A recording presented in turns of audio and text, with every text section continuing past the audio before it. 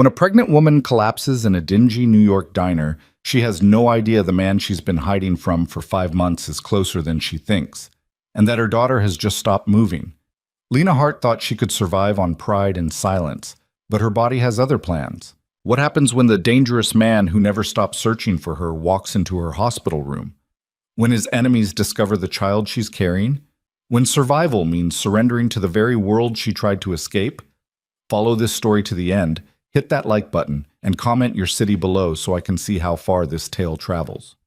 The fluorescent lights of the Metro diner flickered with their usual epileptic rhythm, casting sickly yellow shadows across cracked vinyl booths and grease-stained linoleum.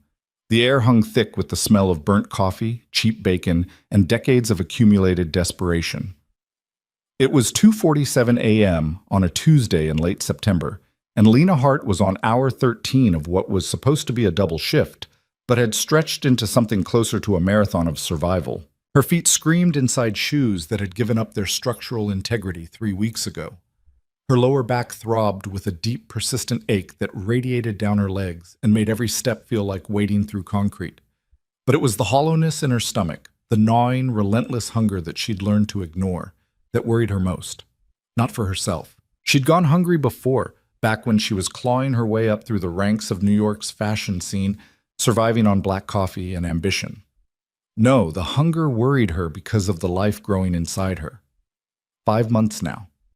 5 months of hiding, of pretending, of wearing oversized uniforms and positioning herself behind counters so no one would notice the swell of her belly. 5 months since that night, since him. Lena's hand moved unconsciously to her stomach as she refilled coffee for a trucker at the counter, the gesture so habitual now that she barely registered it. The baby, her daughter, the ultrasound had confirmed, usually responded to touch with a flutter, a gentle reassurance that despite everything, despite the exhaustion and the fear and the bone-deep loneliness, they were in this together. But tonight, there was nothing. Lena's breath caught. She pressed harder, waiting, still nothing. The coffee pot shook in her hand, sending dark liquid sloshing dangerously close to the rim. "You all right there, sweetheart?" The trucker's voice seemed to come from very far away. "Fine," Lena managed, her voice steady despite the ice spreading through her veins. Just tired. She'd been saying that a lot lately. Just tired. As if tired explained the dark circles under her eyes that no amount of concealer could hide. As if tired explained why she sometimes had to grip the counter to keep from swaying. As if tired was an adequate description for what happened when your entire life collapsed in the span of a single night and you had to rebuild it from scratch while growing a human being inside you. 6 months ago, Lena Hart had been someone. Assistant designer at Mercer & Klein, one of Manhattan's rising fashion houses. Her sketches had caught the eye of Helena Mercer herself, the notoriously difficult creative director who rarely acknowledged anyone below senior designer level. Lena had been on track for promotion. Her portfolio was strong. Her future was bright. Then came the gallery opening. Lena pushed the memory away as she moved to table 7, where a couple who'd obviously had too much to drink were giggling over disco fries. She didn't let herself think about that night anymore. The way the champagne had tasted, the way the city lights had looked from the penthouse terrace, the way he'd looked at her like she was the only person in a room full of Manhattan's elite, the way everything had felt possible. "More coffee?" she asked the couple, her waitress smile firmly in place. The woman waved her off, too busy whispering something to her companion. They looked happy, uncomplicated, like people whose biggest problem was whether to order another round of fries. Lena envied them with an intensity that made her chest ache. She was halfway back to the coffee station when the first wave of dizziness hit. The floor seemed to tilt beneath her feet, the fluorescent light suddenly too bright, too harsh. She caught herself on the edge of a booth, her knuckles white against the red vinyl. "Just tired," she whispered to herself. "You're just tired." But her body was done listening to lies. The second wave brought her to her knees. The coffee pot slipped from her fingers, shattering against the floor in an explosion of glass and scalding liquid. Somewhere far away she heard shouting, felt hands grabbing at her. The world had narrowed to a pinpoint of consciousness, and even that was fading fast. Her last coherent thought before the darkness took her was of the baby. Her daughter. The flutter of movement she hadn't felt in hours. Please, she thought, please be okay. Then there was nothing. The emergency room at Mount Sinai Hospital was a symphony of controlled chaos. Monitors beeped in sterile rhythm. Nurses moved with practiced efficiency. Doctors barked orders in the particular shorthand of people who dealt with crisis on an hourly basis. Lena surfaced from unconsciousness in stages, each layer of awareness bringing new information. The smell of antiseptic, the scratchy texture of hospital sheets, the insistent beeping of machines she couldn't identify, and underneath it all, a bone-deep exhaustion that made her previous fatigue seem like a gentle suggestion. Her hand moved to her stomach before her eyes opened. Still there, still round, but still. The baby, she croaked, her throat raw. Is the baby? Easy. A gentle hand pressed against her shoulder. Easy, Ms. Hart. Your daughter is fine. Her heartbeat is strong. Lena's eyes snapped open. The nurse standing beside her bed was middle-aged, with kind eyes, and the kind of calm demeanor that came from years of delivering news, both good and bad. Behind her, an IV stand dripped clear fluid into Lena's arm. Monitors displayed numbers that meant nothing to Lena but apparently satisfied the medical professionals. She's okay? Lena's voice broke on the question. She's really okay? She's a fighter, the nurse said with a small smile. Takes after her mother, I'd guess. The relief was so overwhelming that Lena felt tears spill down her cheeks before she could stop them. She never cried. Not when she'd lost her job, not when she'd had to move out of her apartment, not during the endless nights at the diner when her feet bled and her back screamed and she wanted nothing more than to give up. But this, the knowledge that her daughter was safe, broke something in her. However, the nurse continued, her expression growing serious, we need to talk about you. Lena wiped at her eyes with the back of her hand, trying to pull herself together. I'm fine, just tired. I can go back to... You're severely malnourished, the nurse interrupted, her voice gentle but firm. Dehydrated, anemic, your blood pressure is dangerously low. When was the last time you had a proper meal or a full night's sleep? Lena couldn't remember. Days blurred together when you were working doubles, sleeping in shifts, living on whatever food you could steal from the diner's kitchen when the manager wasn't looking. I'm managing, she said instead. You collapsed. The nurse pulled up a chair, settling beside the bed with the air of someone preparing for a difficult conversation. You collapsed in the middle of a shift, and you're lucky, very lucky, that you didn't hurt yourself or your baby. Ms. Hart, you can't keep living like this. Your body is shutting down. I don't have a choice. The words came out sharper than Lena intended. I don't have insurance. I don't have savings. I have a job that pays under the table and an apartment that's really just a room with a hot plate. So managing is all I can do. The nurse's expression softened with something that looked like pity, and Lena hated it. She didn't want pity. Pity didn't pay bills or put food in your stomach or prepare you for a baby you hadn't planned and couldn't afford, but somehow, impossibly, wanted more than anything. The doctor will want to keep you for observation, the nurse said. At least overnight. We need to get some nutrition into you, stabilize your blood pressure. After that, she hesitated. After that, we'll talk about resources. There are programs that can help. Lena nodded, too tired to argue. Charity. That's what she'd become. The girl who'd once sketched designs for New York Fashion Week, now dependent on government programs and the kindness of overworked social workers. The fall from grace hadn't just been swift. It had been absolute. The nurse left with promises to check back soon, and Lena was alone with the beeping monitors and her spiraling thoughts. She stared at the ceiling tiles, counting the small holes in the acoustic panels, trying not to think about how she'd pay for this. The hospital would want insurance information she didn't have. They'd want an address that wasn't a converted storage room in Washington Heights. They'd want the father's name, and that was where everything got complicated. Because Lena knew his name. Knew it the way you know things that have been burned into your consciousness. Victor Moretti. She'd Googled him exactly once, the morning after that night at the gallery, and what she'd found had made her blood run cold. Not a businessman, as he'd claimed. Or at least, not the legal kind. The articles had used careful language. Alleged. Suspected. Sources say. But the picture they painted was clear enough. Victor Moretti was connected. Powerful. Dangerous. The kind of man who showed up in news stories about federal investigations and mysterious disappearances and organized crime. The kind of man who could destroy what was left of her life without even trying. So she'd run, blocked his number, changed her routine, lost herself in the anonymity of New York's service industry, where people came and went and no one asked too many questions if you showed up on time and didn't steal from the register. She'd thought she was safe. Ms. Hart? The voice was male, professional, and came from the doorway. Lena turned her head to see a doctor entering the room, his white coat pristine, his expression serious. He was older, maybe 60, with silver hair and the kind of face that had seen too much to be surprised by anything. "I'm Dr. Marcus Chen," he said, pulling up the chair the nurse had vacated. "I'm the attending physician tonight. I've reviewed your case, and I have some concerns." "The baby is fine," Lena said quickly. The nurse said, "Your daughter is stable for now," Dr. Chen interrupted. "But Ms. Hart, your condition is serious. The malnutrition alone would be concerning, but combined with your work schedule, your living situation," he paused, "you're putting both lives at risk." Lena's jaw tightened. "I'm doing the best I can." "I know." His voice softened. "And I'm not here to judge.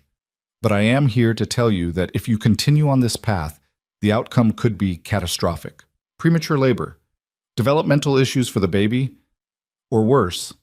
The words hung in the air between them, heavy with implication. Lena felt her throat constrict. "What do you want me to do?" she asked, and hated how small her voice sounded. "Wave a magic wand and make everything better? I'm one person, working one job, trying to survive. That's all I can do." Dr. Chen was quiet for a long moment, his expression thoughtful. Then he said, "What about the father?" Every muscle in Lena's body went rigid. "What about him? Is he in the picture? Could he provide support?" "No." The word came out too fast, too sharp. "He's not. He can't be involved." Dr. Chen's eyebrows rose slightly. "May I ask why?" "Because he's dangerous," Lena wanted to say. "Because I'm terrified of what he might do if he found out about this baby. Because 6 months ago, I made the mistake of believing in fairy tales, and I won't make that mistake again." "It's complicated," she said instead. "Ms. Hart." "I said no." Lena met his gaze, her voice steady despite the fear churning in her gut. "The father is not an option. Whatever I need to do, I'll figure it out myself." Dr. Chen studied her for a long moment, and Lena had the uncomfortable feeling of being seen, really seen. Like he could read all the secrets she was trying so desperately to hide. "All right," he said finally. "We'll focus on getting you stabilized. But Ms. Hart, I want you to think about something. Pride is a luxury. And right now, you can't afford luxuries." "But..." He left before Lena could respond, and she was alone again with the monitors and the fear and the growing certainty that her carefully constructed walls were about to come crashing down. She didn't know how right she was. Dr. Marcus Chen had been practicing medicine for 37 years. In that time, he'd seen just about everything the human condition had to offer, the best and the worst, the miraculous and the tragic. He'd learned to maintain professional distance, to see patients as cases rather than people, because getting emotionally involved was a fast track to burnout. But there was something about Lena Hart that bothered him. It wasn't just the medical situation, though that was concerning enough. It was the way she'd reacted when he'd mentioned the father, the flash of fear in her eyes before she'd locked it down, the too quick denial. He'd seen that look before, in women fleeing abusive partners, in victims of trafficking, in people who'd learned that survival sometimes meant becoming invisible. Back in his office, Chen pulled up Lena's file on his computer. Standard intake forms, mostly blank. No permanent address listed, just a mailbox number in Washington Heights. No emergency contact. No insurance. Under father of baby, she'd written N/A in firm, decisive letters. Chen sat back in his chair, drumming his fingers against the desk. It wasn't his job to pry into patients' personal lives, but it was his job to ensure they received adequate care, and Lena Hart was on a collision course with disaster. His eyes drifted to the photograph on his desk. His daughter, Emily, at her medical school graduation. She'd be about Lena's age now, late 20s, maybe early 30s. If Emily were in trouble, Chen would want someone to help to look beyond the professional boundaries and see the human being struggling underneath. The thought made him look at Lena's file again. This time, something caught his attention. Under previous address, she'd listed an apartment in Chelsea. Expensive neighborhood. The kind of place you didn't live unless you had money. Chen pulled up a browser and typed in Lena's name. The search results were sparse but telling. A few mentions in fashion industry newsletters. An article from New York Magazine about rising stars in fashion design from 2 years ago, featuring a photograph of a younger, happier Lena Hart holding a sketch pad. Another article about a charity fashion show she'd helped organize. And then, about 6 months ago, the trail went cold. Chen frowned. It wasn't unusual for people to disappear from public view, but the timing was interesting. 6 months ago, right around when Lena would have gotten pregnant. Right around when something had gone catastrophically wrong in her life. He was about to close the browser when another search result caught his eye. A society page photo from a gallery opening, dated exactly 6 months ago. The image showed Manhattan's elite mingling over champagne and canapes. In the background, partially obscured by other guests, was a woman who looked like Lena. She was laughing at something someone off camera had said, her face open and unguarded in a way that was completely unlike the defensive, exhausted woman currently lying in his ER. Chen enlarged the image, squinting at the screen. The photo quality wasn't great, but he could make out Lena's distinctive features. And beside her, his face turned slightly toward the camera, was a man Chen recognized, Victor Moretti. Chen's blood ran cold. He'd lived in New York long enough to know the name. You couldn't follow local news without encountering stories about the Moretti family, always carefully worded, always mindful of libel laws, but clear enough in their implications. The Morettis weren't just wealthy, they were connected. The kind of connected that made prosecutors nervous and witnesses disappear. Victor Moretti was the youngest of 3 sons, and by all accounts the most dangerous. While his older brothers played at respectability, running legitimate businesses that everyone knew were fronts, Victor operated in the shadows. The FBI had tried to build cases against him for years and gotten nowhere. He was smart, careful, ruthless when necessary. And apparently, 6 months ago, he'd been at a gallery opening with Lena Hart. Chen sat back in his chair, his mind racing. This changed everything. If Victor Moretti was the father, and the timing certainly suggested he might be, then Lena's fear made a lot more sense. She wasn't just trying to survive poverty, she was trying to stay hidden from one of the most powerful men in New York. But why? Had Moretti hurt her, threatened her, or had she simply run when she realized what kind of world she'd stumbled into? Chen's first instinct was to let it go, to treat Lena, discharge her with instructions to rest and eat properly, and send her back out into whatever life she was trying to build. It wasn't his place to interfere. He was a doctor, not a detective or a social worker. But then he thought about his daughter again, about the kind of help he'd want someone to offer if she were in trouble. And he thought about Victor Moretti and the resources that kind of man could bring to bear. Resources that could ensure a pregnant woman received proper medical care. Resources that could mean the difference between survival and tragedy. Chen picked up his phone, stared at it for a long moment, then set it down again. This was a terrible idea. Probably the worst idea he'd had in his entire career. Interfering in the lives of dangerous men never ended well. But doing nothing felt worse. He picked up the phone again, this time dialing a number he'd hoped never to use. It rang 3 times before a smooth, professional voice answered. Moretti Enterprises. How may I direct your call? Chen took a deep breath. I need to speak with Victor Moretti. Tell him it's about Lena Hart. There was a pause, then, please hold. As Chen waited, listening to generic hold music, he wondered if he'd just made the biggest mistake of his life. Or if possibly, he'd just saved 2 lives that desperately needed saving. He was about to find out. Victor Moretti was in a meeting when his phone buzzed with a priority notification. He ignored it at first. The men sitting around his office conference table represented 3 different factions of his business empire, and getting them to agree on anything required his full attention. The shipment routes through Baltimore need to be renegotiated, Marco Vitale was saying, his thick fingers drumming against the mahogany table. The Port Authority is asking questions.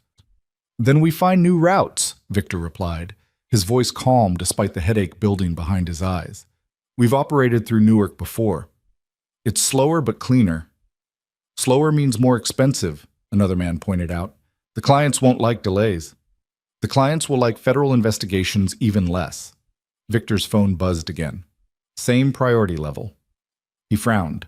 His assistant knew better than to interrupt unless it was truly urgent. Gentlemen, excuse me for a moment. He stood, pulling the phone from his pocket as he stepped away from the table. The message on his screen made his blood freeze. Urgent. Hospital called. Regarding Lena Hart. Victor's fingers tightened around the phone. For 6 months, he'd had people searching. Private investigators, police contacts, everyone he could leverage without drawing too much attention. For 6 months, Lena had been a ghost, vanished so completely that even his considerable resources couldn't find her. And now a hospital was calling. He stepped into his private office, closing the door behind him. What hospital? He demanded, not bothering with pleasantries. His assistant's voice was steady, professional. Mount Sinai, a Dr. Marcus Chen. He said it was urgent. Transfer him, now, the line clicked over. Mr. Moretti? An older man's voice, careful but firm. Who is this? Victor kept his voice level, giving nothing away. And how did you get this number? My name is Dr. Marcus Chen. I'm an attending physician at Mount Sinai Hospital. Mr. Moretti, I'm calling about a patient of mine, Lena Hart. I believe you know her. Victor's jaw clenched. Is she hurt? She collapsed from malnutrition and exhaustion. She's stable now, but... Dr. Chen paused. Mr. Moretti, she's pregnant, about 5 months along, and she's been living in conditions that are putting both her life and the baby's life at risk. The world seemed to tilt on its axis. Pregnant. 5 months. The timeline fit perfectly with that night. The gallery opening, the conversation that had stretched into hours, the way she'd looked at him like he was someone worth knowing instead of someone to fear. The way she'd disappeared without a trace the next morning. Where is she? Victor's voice came out rough, unfamiliar. Mount Sinai, Emergency Department. Mr. Moretti, I want to be clear about something. I'm violating patient confidentiality by calling you. I could lose my license, but I'm looking at a young woman who's killing herself trying to survive, and I have reason to believe you might be the father of her child. If I'm wrong, you're not wrong. Victor was already moving, grabbing his jacket from the back of his chair. I'll be there in 20 minutes. Don't let her leave.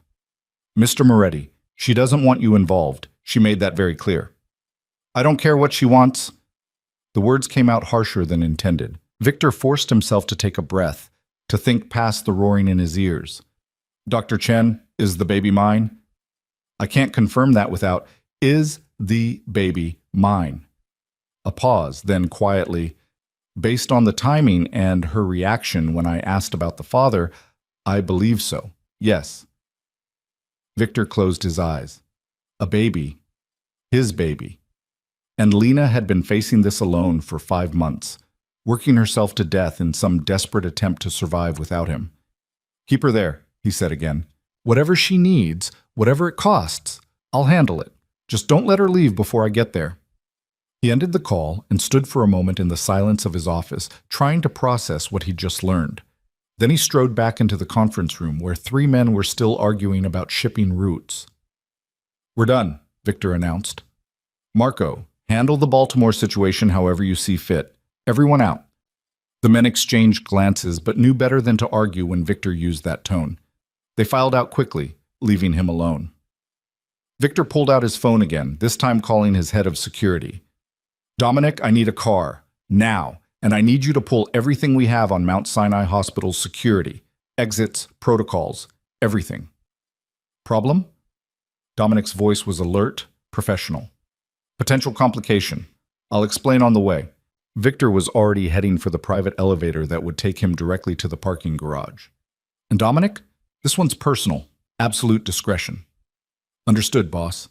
As Victor rode down in the elevator, his mind raced through possibilities and implications. Lena was pregnant with his child. She'd been hiding for 5 months, living in poverty rather than reach out to him. The question was why? Had someone threatened her? Had she learned about his business and run in fear?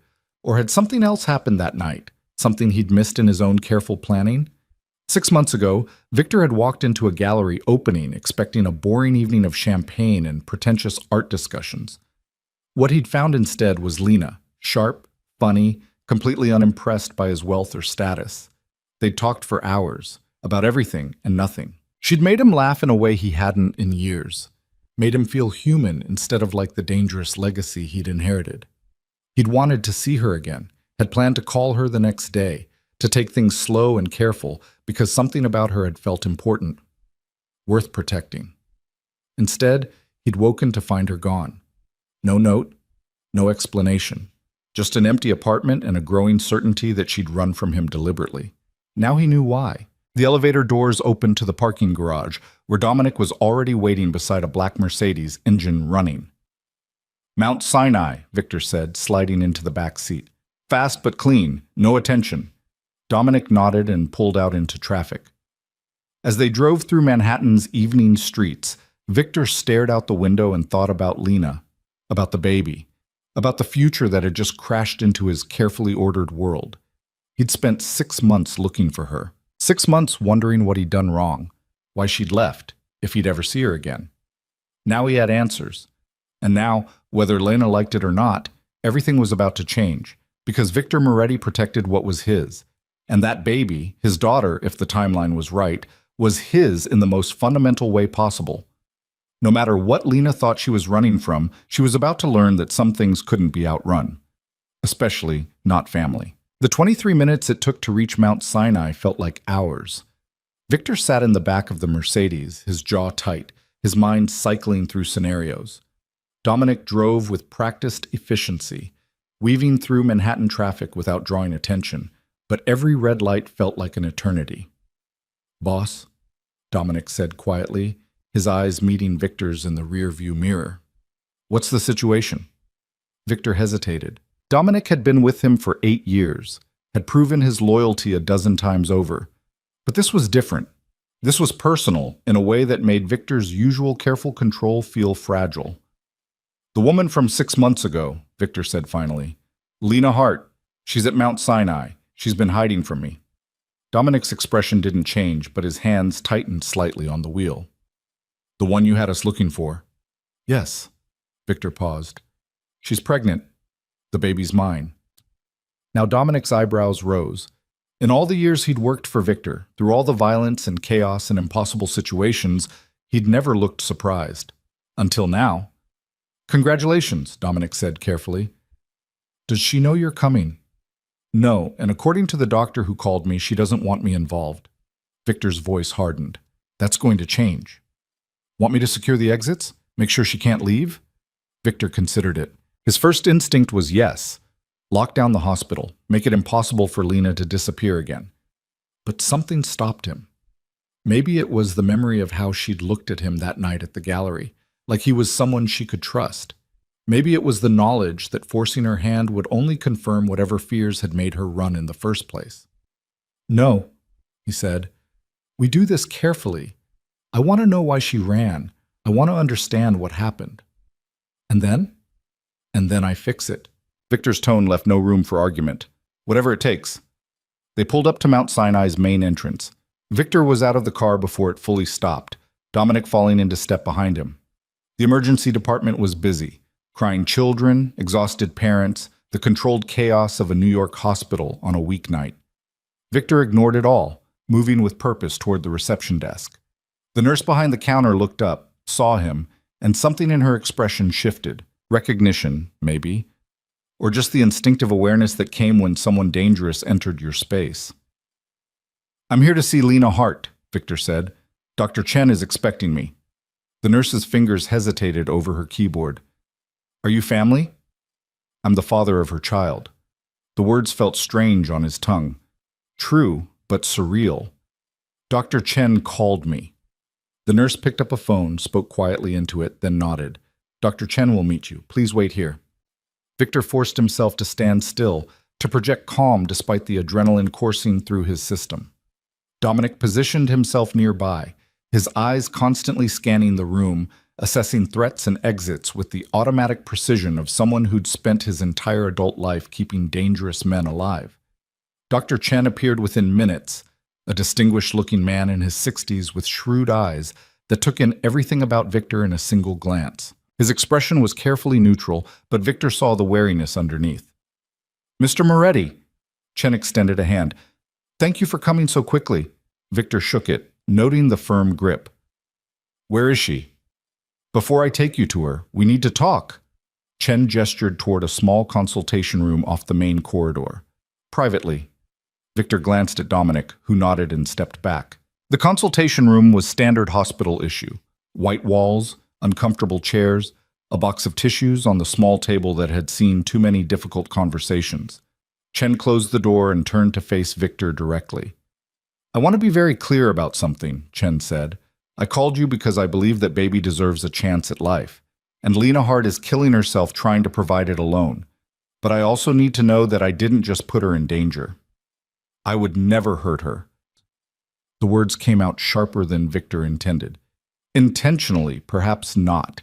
But Mr. Moretti, I know who you are. I know what your family does.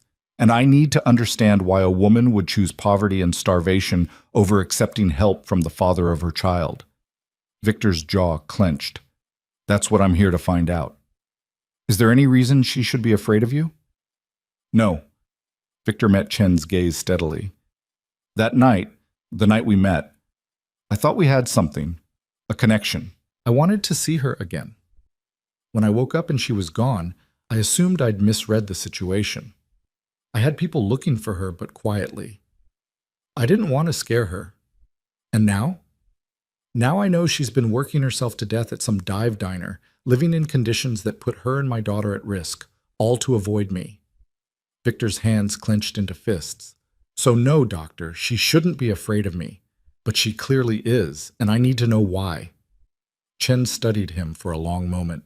"Her condition is serious. The malnutrition has affected her blood pressure, her iron levels, her overall health. If she continues like this, she could go into premature labor, or worse." "What does she need?" "Rest, proper nutrition, prenatal care, a safe place to live." Chen paused. "And probably therapy to deal with whatever trauma made her think running was safer than asking for help." Victor nodded slowly. "She'll have all of it, whatever it costs." "Mr. Moretti, it's not about money. It's about trust. If you storm in there demanding things, making decisions for her, you'll only confirm whatever fears sent her running in the first place." "Then what do you suggest?" "Talk to her, listen, find out what she needs, not just what you think she needs." Chen's expression softened slightly.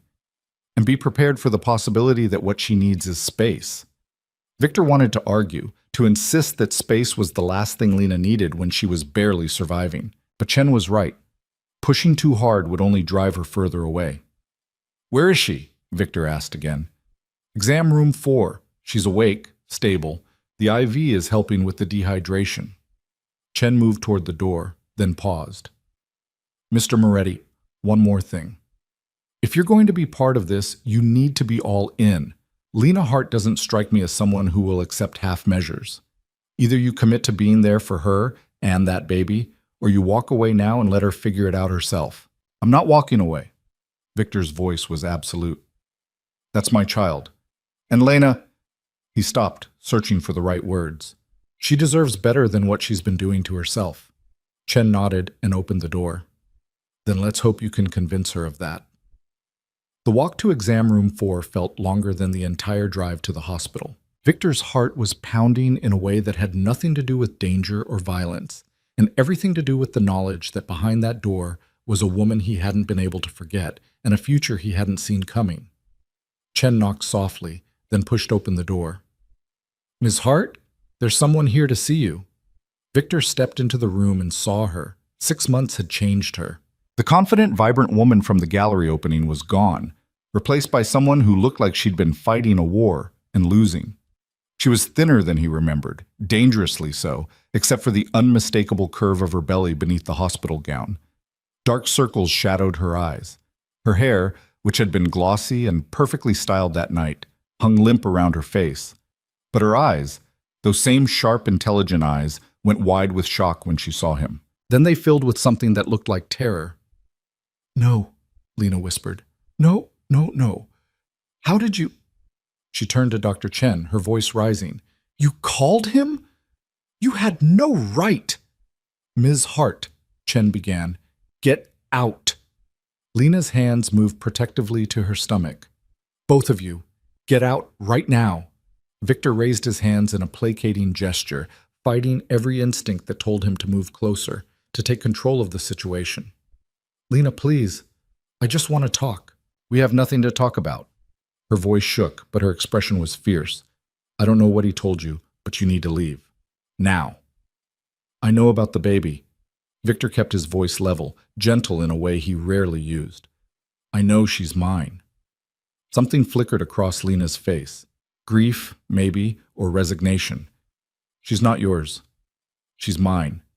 You don't get to claim her just because you figured out I exist. That's not what I'm doing. Then what are you doing, Victor? Lena's voice cracked. What do you want from me? I want to understand why you left. Victor took a careful step closer. I want to know what I did that made you think disappearing was better than giving me a chance.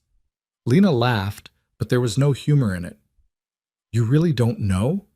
You really think I just woke up one morning and decided to throw away everything for no reason? Then tell me, help me understand. Dr. Chen, Lena said, not taking her eyes off Victor. Please leave. This conversation needs to happen without an audience. Chen glanced between them, clearly torn. Ms. Hart, I don't think... I can handle this. Lena's voice was steel. Please. Chen nodded reluctantly and left, closing the door behind him. The sudden silence felt thick, dangerous.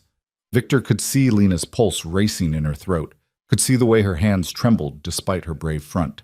I Googled you, Lena said finally. The morning after. I wanted to know more about the man who'd made me feel things I hadn't felt in years. And you know what I found? Victor's jaw tightened. He could imagine. What did you find? Federal investigations, organized crime connections, articles about your family's business interests that were very careful not to make any direct accusations. Lena's eyes blazed. You told me you were an import-export. You didn't mention that what you import and export comes with body bags. That's not fair. Fair? Lena's voice rose. You lied to me, Victor. You made me think you were someone I could trust, someone safe. And then I found out that being with you meant being part of a world where people disappear and prosecutors lose cases and nobody asks too many questions. I never lied to you. Victor fought to keep his voice steady. I told you exactly what I do. Import-export. That's the truth. It's also the truth that you left out the part about being connected to the mob. I'm not... Victor stopped, ran a hand through his hair. It's complicated. No, it's not. Lena's voice dropped to something quiet and broken. It's very simple. You're dangerous. The life you lead is dangerous. And I couldn't bring a child into that. I wouldn't. So you chose poverty instead? You chose to work yourself to death rather than let me help? I chose to keep my daughter safe. Lena's hand pressed against her stomach. I chose to give her a chance at a normal life, away from violence and crime and all the things that come with your world. And how's that working out for you? Victor regretted the words immediately, but they were out. You collapsed from starvation, Lena. The doctor says you're at risk of premature labor. Is that the safety you chose? Lena's face crumpled. For a moment, Victor thought she might cry. Instead, she took a shaking breath and pulled herself together with visible effort. I'm doing my best, she said quietly. It's all I can do. It's not enough. Victor moved closer until he was standing beside the hospital bed. And you know it's not enough. That's why you look terrified every time you touch your stomach and don't feel her move. That's why you're in this hospital right now instead of at work. What do you want me to say? Lena's voice broke. That I failed? That I can't do this alone? Fine. You're right, I can't. But that doesn't mean I'm going to let you swoop in and take over like some kind of savior. I don't need saving, Victor. I need you to leave me alone. I can't do that. Yes, you can. You just don't want to. You're carrying my child, Victor's voice was rough. My daughter. And you expect me to just walk away? To let you struggle when I have the resources to help? Your resources come with strings. Lena met his gaze. They come with expectations and control and a life I don't want. What life do you want? Victor asked. This one? Working doubles at a diner for under-the-table pay, living in some room that probably doesn't even have heat, lying awake at night wondering if you'll have enough money for food? At least it's my choice. It's not a choice. It's survival. There's a difference. Lena was quiet for a long moment. When she spoke again, her voice was small. What happened to us, Victor? That night at the gallery. I thought I knew you. I thought you were someone I could care about, and then I found out it was all a lie. It wasn't a lie. Victor pulled up the chair Chen had used earlier and sat down, bringing himself to Lena's eye level. Everything I told you that night was true. My favorite restaurant. My hatred of pretentious art. The story about my mother's garden. He paused. How I felt when I looked at you. Don't. Lena's eyes glistened. Don't do that. Don't make this about feelings when we both know it doesn't matter. Why doesn't it matter? Because feelings don't change what you are. They don't change the life you lead or the choices you make. Lena's voice wavered. I saw the articles, Victor. I saw the pictures of crime scenes and federal raids. I saw enough to know that caring about you means accepting a world I can't accept. What if I told you those articles don't tell the whole story? Then I'd say you're lying again. Lena wiped at her eyes angrily. I'm not stupid. I know what your family does. I know what it means to be a Moretti in New York, and I won't raise my daughter in that. Victor leaned forward, his elbows on his knees. You're right. My family has a history, a complicated, often dark history. But Lena, I've been trying to change that, to build something different. By doing what? Becoming a legitimate businessman overnight? Lena's laugh was bitter. That's not how this works. No, it's not. It's a process. A long, difficult process that I started 3 years ago. Victor held her gaze. Why do you think the FBI hasn't been able to build a case against me? It's not because I'm clever at hiding things. It's because there's nothing recent to find. Lena stared at him. I don't believe you. I'm not asking you to believe me. I'm asking you to let me prove it. Victor reached out slowly, giving her time to pull away, and placed his hand over hers where it rested on her stomach. I'm asking you to give me a chance to be the father our daughter deserves. Lena looked down at their hands.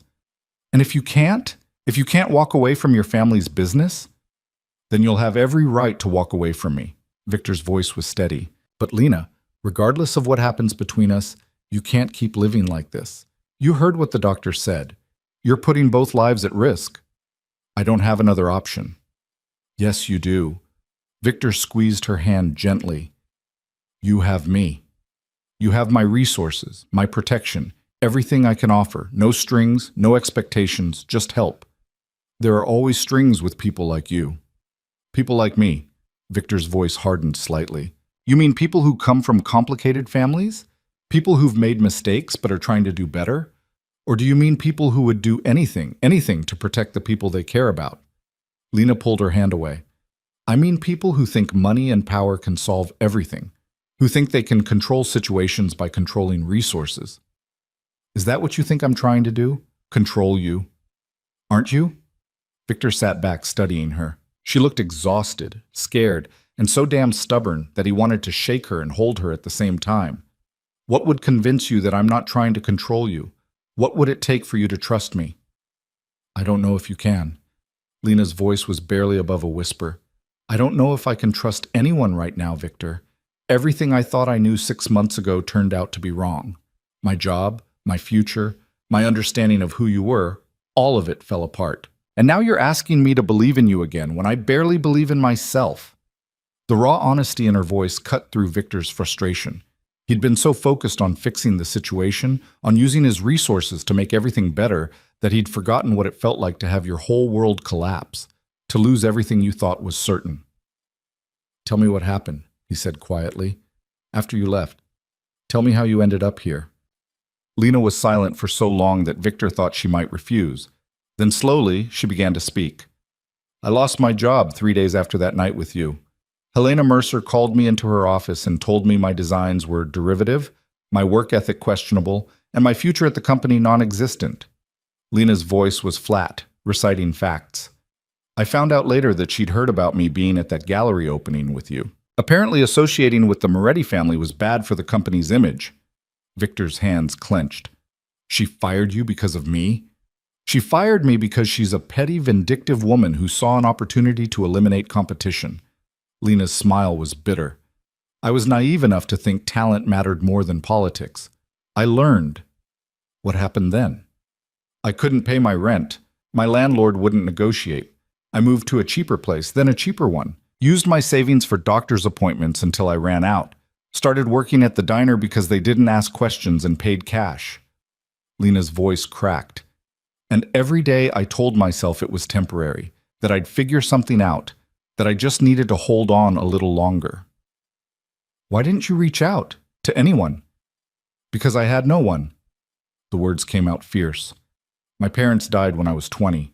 I have no siblings, no family. My friends were all connected to the fashion industry, and after Helena Mercer blacklisted me, they disappeared too. So yes, Victor, I was alone. Completely, utterly alone. And bringing you into it, bringing your world into my daughter's life, felt like giving up the last bit of control I had. Victor felt something twist in his chest. I would have helped if you'd called and said what? Hi, remember me? The woman you spent one night with? I'm pregnant and jobless and desperate. Can you fix my life? Lena shook her head. I still had some pride left. Barely, but some. Pride doesn't feed a baby. I know that. Lena's voice rose, then dropped again. I know, but it was all I had. Don't you understand? Accepting help from you meant admitting I'd made a mistake. It meant facing the fact that one night of believing in fairy tales had consequences I couldn't handle alone. It wasn't a mistake. Victor's voice was rough. That night, Lena, it wasn't a mistake for me. It was real. It doesn't matter if it was real. Lena met his eyes, and the pain in them was devastating. Because the man I thought you were doesn't exist, and the man you actually are scares me more than poverty ever could. They sat in silence, the beeping of the IV monitor the only sound. Victor felt like he was standing at a crossroads with every path leading somewhere dangerous. Push too hard, and Lena would run again, and next time she'd make sure he couldn't find her. Back off, and she'd continue destroying herself trying to prove she didn't need anyone. I need you to understand something, Victor said finally. My family's business, yes, it exists. Yes, it's complicated. But the violence, the things you read about in those articles, most of it happened before I took control. My father and his generation, they operated differently. They thought fear and force were the only currencies that mattered. And you don't? I think fear and force are tools, sometimes necessary, but not the only ones. Victor chose his words carefully. I've been working for 3 years to transition our operations, to make them legitimate. It's not easy, and it's not clean, but it's happening. Why should I believe you? Because Dr. Chen is still alive. Victor's voice was matter-of-fact. Because he called me and told me about you, and in my father's day, that would have been a death sentence for violating your privacy. But I didn't threaten him. I thanked him. Because he did what I've been failing to do for 6 months. He found you. Lena blinked. That's your evidence? That you didn't kill my doctor? It's a start. Victor's lips quirked despite the tension. Lena, I'm not asking you to marry me or move in with me or accept my world without question. I'm asking you to let me help, to let me make sure you and our daughter are safe and healthy. Everything else, we can figure it out as we go. I don't trust you. I know, but maybe you can trust that I want what's best for that baby. Victor nodded toward her stomach. Because regardless of how you feel about me, she's mine too, and I take care of what's mine. The possessiveness in his voice made Lena stiffen. She's not a possession. No, she's my daughter. There's a difference. Victor stood, looking down at Lena with an expression she couldn't quite read. Think about my offer. Dr. Chen says you need rest, proper food, and prenatal care. I can provide all of that. No strings, no expectations beyond you taking care of yourself and the baby. And if I refuse? Victor was quiet for a long moment. Then I'll respect your choice. But Lena, if anything happens to you or that baby because you're too stubborn to accept help, I'll never forgive myself. And I don't think you'll forgive yourself either. He moved toward the door, then paused. For what it's worth, I meant what I said that night at the gallery. About wanting to see you again. about thinking you were someone special. His voice softened. I still think that, even when you're being impossible. He left before Lena could respond, closing the door quietly behind him.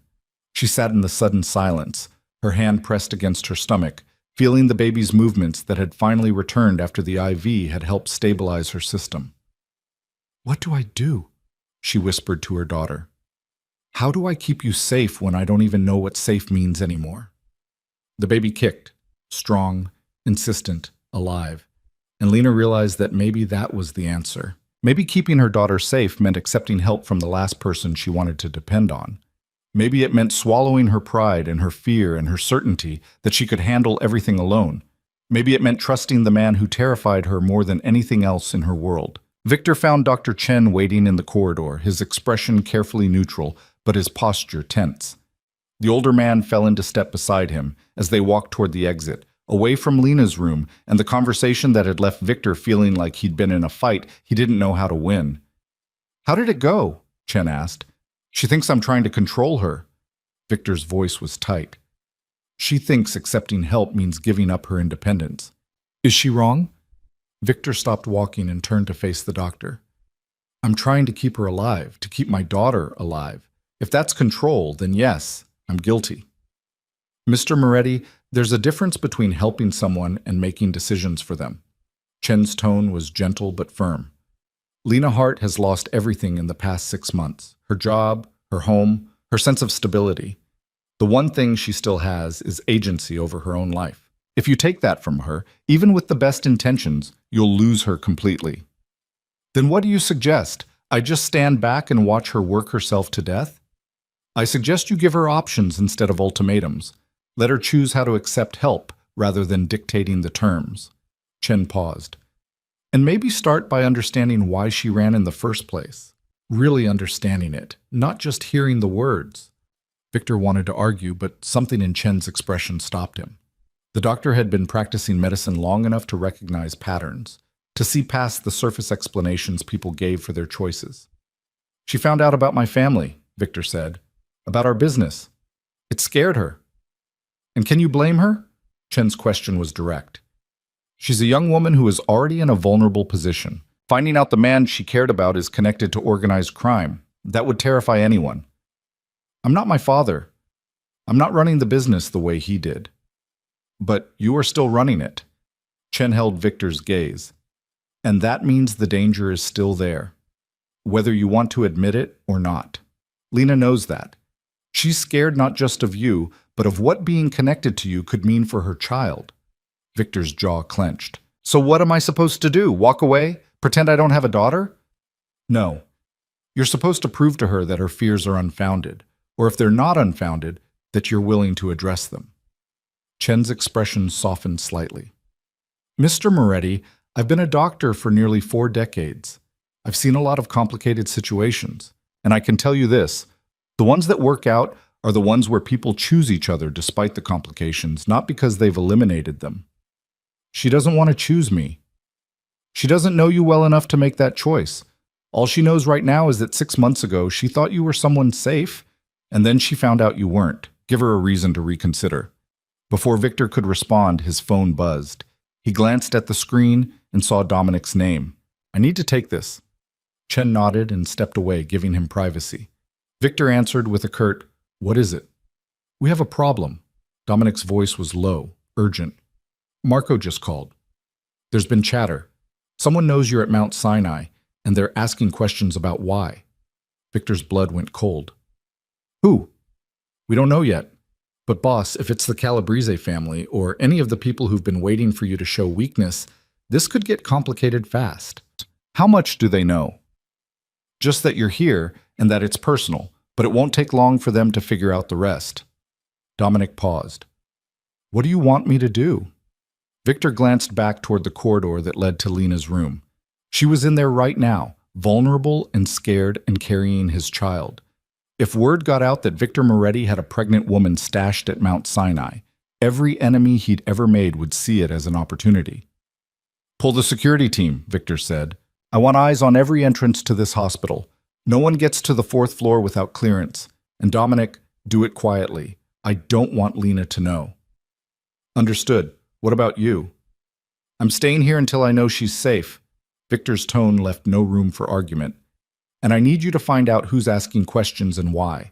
Use whatever resources you need. He ended the call and stood in the sterile hospital corridor, weighing his options. The smart move would be to get Lena out of here, to move her somewhere secure where he could control every variable. But Chen's words echoed in his mind. Give her options, not ultimatums. Let her choose. Except now there might not be time for choices. Victor walked back to exam room 4 and knocked softly before entering. Lena looked up from where she sat on the hospital bed, her expression wary. I thought you left, she said. I need to talk to you about something. Victor closed the door behind him. And I need you to listen without arguing. That's a great start to a conversation. Lena's voice was dry, but he could see the fear flickering in her eyes. Someone knows I'm here. Someone from my world. Victor kept his voice calm, factual. I don't know what they want yet, but I need to make sure you're protected until I do. The color drained from Lena's face. What does that mean? Protected how? I have security positioned around the hospital. They're discreet, but they're there. Victor moved closer to the bed. Lena, I know you don't trust me. I know you think I'm trying to control you, but right now I need you to let me keep you safe. This is exactly what I was afraid of. Lena's voice shook. This is why I ran. Because being near you means being a target. You were already a target the moment you got pregnant with my child. Victor's words were harsh but true. Running didn't change that. It just meant you were vulnerable and alone when the danger found you. And now the danger has found me because of you. No, now the danger has found you because I was careless enough to come to a public hospital without thinking through the consequences. Victor's voice hardened. That's on me. But Lena, whether you like it or not, you're connected to me now. Our daughter connects us. And that means you need protection. Lena wrapped her arms around herself, looking smaller and more fragile than Victor had ever seen her. I can't do this. I can't live in a world where people are watching me, where every decision is about security and danger. Then help me change that world. Victor sat down in the chair beside her bed. Help me finish what I started 3 years ago. Help me make it so our daughter doesn't have to grow up looking over her shoulder. How am I supposed to do that? Lena gestured helplessly at herself. I'm nobody.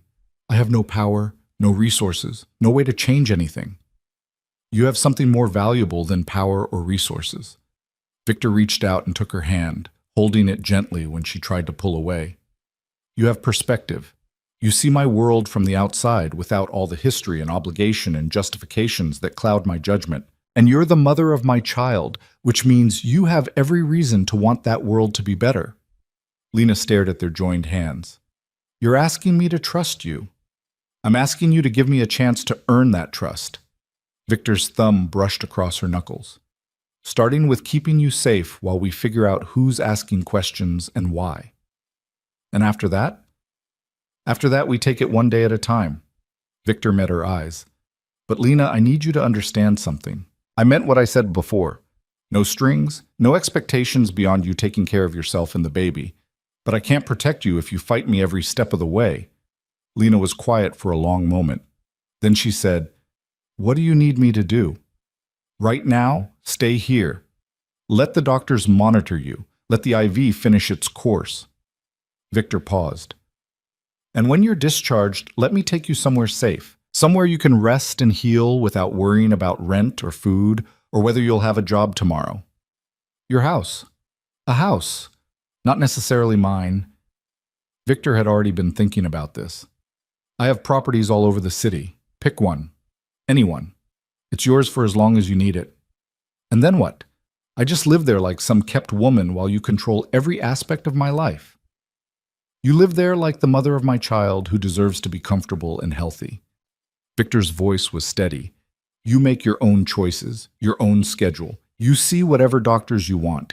You eat whatever food you want. The only requirement is that you have security nearby in case something happens. Security means guards, means people watching me. Security means you're not alone if someone tries to hurt you. Victor's grip on her hand tightened slightly. Lena, I know this isn't the life you wanted, but it's the reality we're in. And I'd rather have you angry at me for being overprotective than attend your funeral because I wasn't protective enough. The blunt words made Lena flinch. You really think it could come to that? I think there are people in this city who would love to hurt me by hurting the people I care about. Victor's expression was grim. And whether you believe it or not, I care about you. I cared about you 6 months ago, and I care about you now, which means you're vulnerable. Lena pulled her hand away and pressed it against her stomach, where the baby was moving again in gentle waves. She deserves better than this. Better than parents who barely know each other arguing in a hospital room about security threats. She deserves parents who are alive to raise her. Victor stood and walked to the window, looking out at the Manhattan skyline. My father used to say that the Moretti family survives because we adapt. We don't fight the same wars our grandfathers fought. We don't make the same mistakes. He turned back to face Lena. But the one thing that never changes is that we protect our own. And you and that baby, you're mine to protect now. I don't want to be owned. I'm not talking about ownership, I'm talking about responsibility. Victor's voice softened. Lena, 6 months ago, you made me feel something I hadn't felt in years. Like I could be more than my family name. More than the business and the obligations and the weight of all the choices my father made before I was born. And then you were gone, and I thought I'd lost my chance at that. Victor, let me finish. He moved back to the chair, sitting down so they were eye level again. I'm not saying we're going to fall in love and live happily ever after. I'm not that naive, but I am saying that we have a chance here. A chance to build something better than what we each had before. For our daughter, yes. But maybe for us too. Lena's eyes glistened with unshed tears. I don't know how to do this. I don't know how to be with someone whose life is so different from everything I know. Then we learned together. Victor reached out and wiped away a tear that had escaped down her cheek. One day at a time. One decision at a time. Starting with you accepting help instead of killing yourself trying to prove you don't need it. It's not about proving anything. It's about... Lena's voice broke. It's about being so tired of being scared. I've been scared for 6 months, Victor. Scared I'd lose my baby. Scared I'd end up on the street. Scared you'd find me and take her away. Scared you wouldn't find me and I'd have to do this completely alone. And now you're here, and I'm still scared because I don't know which version of you is real. They're both real. Victor's voice was rough. The man you met at that gallery, that's who I am when I'm with you. And the man you read about in those articles, that's who I have to be to survive in my world. But Lena, I'm trying to make it so the first version is the only one that matters. And if you can't, if your world won't let you be just one person, then I'll do whatever it takes to keep my family safe from the parts of me that are dangerous. Victor held her gaze. Including stepping away if that's what's necessary. Lena stared at him, searching his face for any sign of deception. What she saw instead was exhaustion that matched her own, and a determination that was almost frightening in its intensity. Okay, she said finally, her voice barely above a whisper. Okay, I'll accept your help. I'll go to one of your properties. I'll let you provide security. But Victor, I need you to understand something too. What? I'm doing this for my daughter. Not for you, not for us. For her. Lena's hand pressed protectively against her stomach. And the moment I think your world is more dangerous than facing it alone, I'm gone. I don't care how many resources you have or how many guards you post. I'll disappear, and this time you won't find me. The threat hung in the air between them, and Victor recognized it for what it was. Not manipulation, but a promise. Lena Hart might be exhausted and scared and out of options, but she hadn't lost the core of steel that had made her fight so hard to survive on her own. Understood, Victor said. And Lena, I'm going to make sure that day never comes. Before either of them could say anything else, there was a sharp knock on the door. Dominic entered without waiting for permission, his expression tight. Boss, we need to go, now! Victor was on his feet immediately. What happened? 3 cars just pulled up to the emergency entrance. Calabrese family. They know she's here. Dominic's eyes flicked to Lena, then back to Victor. We have maybe 2 minutes before they reach this floor. Lena's face went white. Who are the Calabrese family? Old enemies. Victor's voice was clipped as he moved to the door. Dominic, where's the security team? Positioned at the elevators and stairwells, but Boss, they're outnumbered, and this is a hospital. We can't start a war here. Victor's mind raced through options. The Calabrese family had been looking for a weakness in his operation for years, ever since he'd refused to partner with them on a smuggling operation that would have brought half the federal government down on both their heads. If they knew about Lena, knew about the baby, they'd use it as leverage. Or worse. We need to move her, Victor said. Is there a service elevator? 2 floors down, but we'd have to get past the main corridor, and that's where they'll be coming from. Then we make a distraction. Victor turned back to Lena, who was staring at both of them with growing terror. Get dressed, now. Whatever clothes you came in wearing, put them on. Victor, what's happening? Lena's voice shook. What's happening is that some very dangerous people just found out you exist, and they're going to try to use you to hurt me. Victor pulled out his phone and started typing a message. So we're leaving, right now, before they get a chance. I can't just leave. The doctor hasn't discharged me. The IV comes out now, or it comes with you. Victor's tone left no room for argument. Your choice. But we're not staying here. Dr. Chen appeared in the doorway, summoned by some instinct or hospital grapevine. He took in the scene, Victor's tense posture, Dominic's hand hovering near his jacket where a gun was almost certainly holstered, Lena's terrified expression, and his face tightened. What's going on? Chen demanded. We need to discharge Ms. Hart immediately, Victor said. Medical necessity. The only medical necessity is that she stays on that IV for at least another 4 hours and gets monitored overnight. Chen moved to stand between Victor and Lena. I won't let you endanger her health. You think her health is endangered by the IV coming out early? Victor's voice was hard. Wait until the men heading up here right now get their hands on her. See how endangered her health is then. Chen's eyes widened. You brought danger to my hospital. I brought protection. The danger was always coming. I just didn't realize how fast. Victor's expression was grim. Now you have 2 choices, Doctor. Help me get her out of here safely, or watch what happens when enemies of my family decide to use a pregnant woman as a bargaining chip. For a long moment, Chen didn't move. Then he turned to Lena and said, It's your decision. Stay here under my care, and I'll do everything I can to protect you. Or go with him and accept whatever consequences come. Lena looked between the 2 men, her hand pressed against her stomach. In the distance, she could hear the ping of the elevator arriving on their floor, voices in the hallway getting closer. Her heart hammered against her ribs. If I stay? She asked Chen. What can you actually do to protect me? Chen's silence was answer enough. Lena took a shaking breath and started pulling the IV needle from her arm. Help me get dressed, please. Chen moved immediately, his doctor's training overriding his better judgment. He removed the IV properly, pressed gauze against the insertion point, then handed Lena the plastic bag containing her diner uniform, stained, worn, a reminder of the life she'd been living just hours ago. There's a service corridor, Chen said quietly. Past the nurses' station, 3rd door on the left. It leads to the old freight elevator. They stopped using it for patients years ago, but it still works. Why are you helping? Victor asked. Chen looked at him steadily.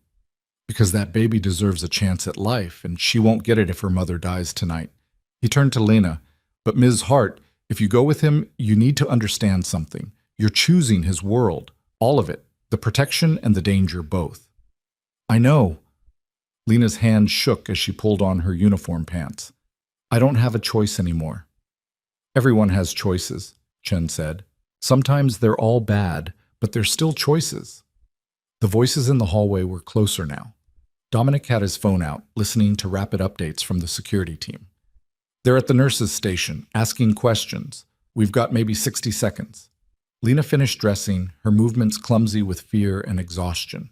Victor took her arm, steadying her, and the contact sent a jolt through both of them. Not attraction, not in this moment, but recognition. They were in this together now, whether either of them wanted it or not. Dr. Chen, Victor said. Thank you. I won't forget this. Make sure she gets proper medical care, Chen replied. Wherever you're taking her, she needs to be monitored.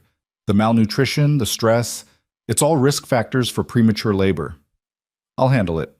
Victor guided Lena toward the door. Dominic, lead the way. Chen, can you buy us 2 minutes? Chen nodded and walked out into the corridor. Through the partially open door, Lena could hear him greeting someone, his voice taking on the authoritative tone doctors used when dealing with people who didn't belong in their domain. "I'm sorry, gentlemen, but visiting hours are over. If you're looking for someone, you'll need to check with, but we're not visiting." The voice that interrupted was smooth, cultured, and somehow more threatening because of it. "We're looking for someone specific, a woman, young, pregnant, admitted tonight. I'm afraid I can't give out patient information. HIPAA regulations." "Of course, we understand, but perhaps you could make an exception? We're family friends, very concerned." Dominic pulled Lena and Victor through the service corridor, moving quickly but quietly. Behind them, Chen's voice continued its delaying tactic, buying them precious seconds. The service corridor was dimly lit, smelling of industrial cleaner and old paint. At the end, exactly where Chen had said, was a door marked Freight, Authorized Personnel Only. Dominic pushed it open, revealing an ancient freight elevator with accordion doors and a control panel that looked like it predated modern safety regulations. He pressed the call button, and somewhere above them, machinery groaned to life. "How long?" Victor asked. 30 seconds, maybe." Dominic was still listening to his earpiece. "The team is engaging the Calabrese men at the nurses' station. Lots of loud disagreement. Hospital security is getting involved." "Good. That'll slow them down." The elevator arrived with a shudder and a metallic clang. Dominic pulled the doors open manually, and they stepped into a space that was barely large enough for the three of them. Lena's breathing was rapid, her face pale in the harsh overhead light.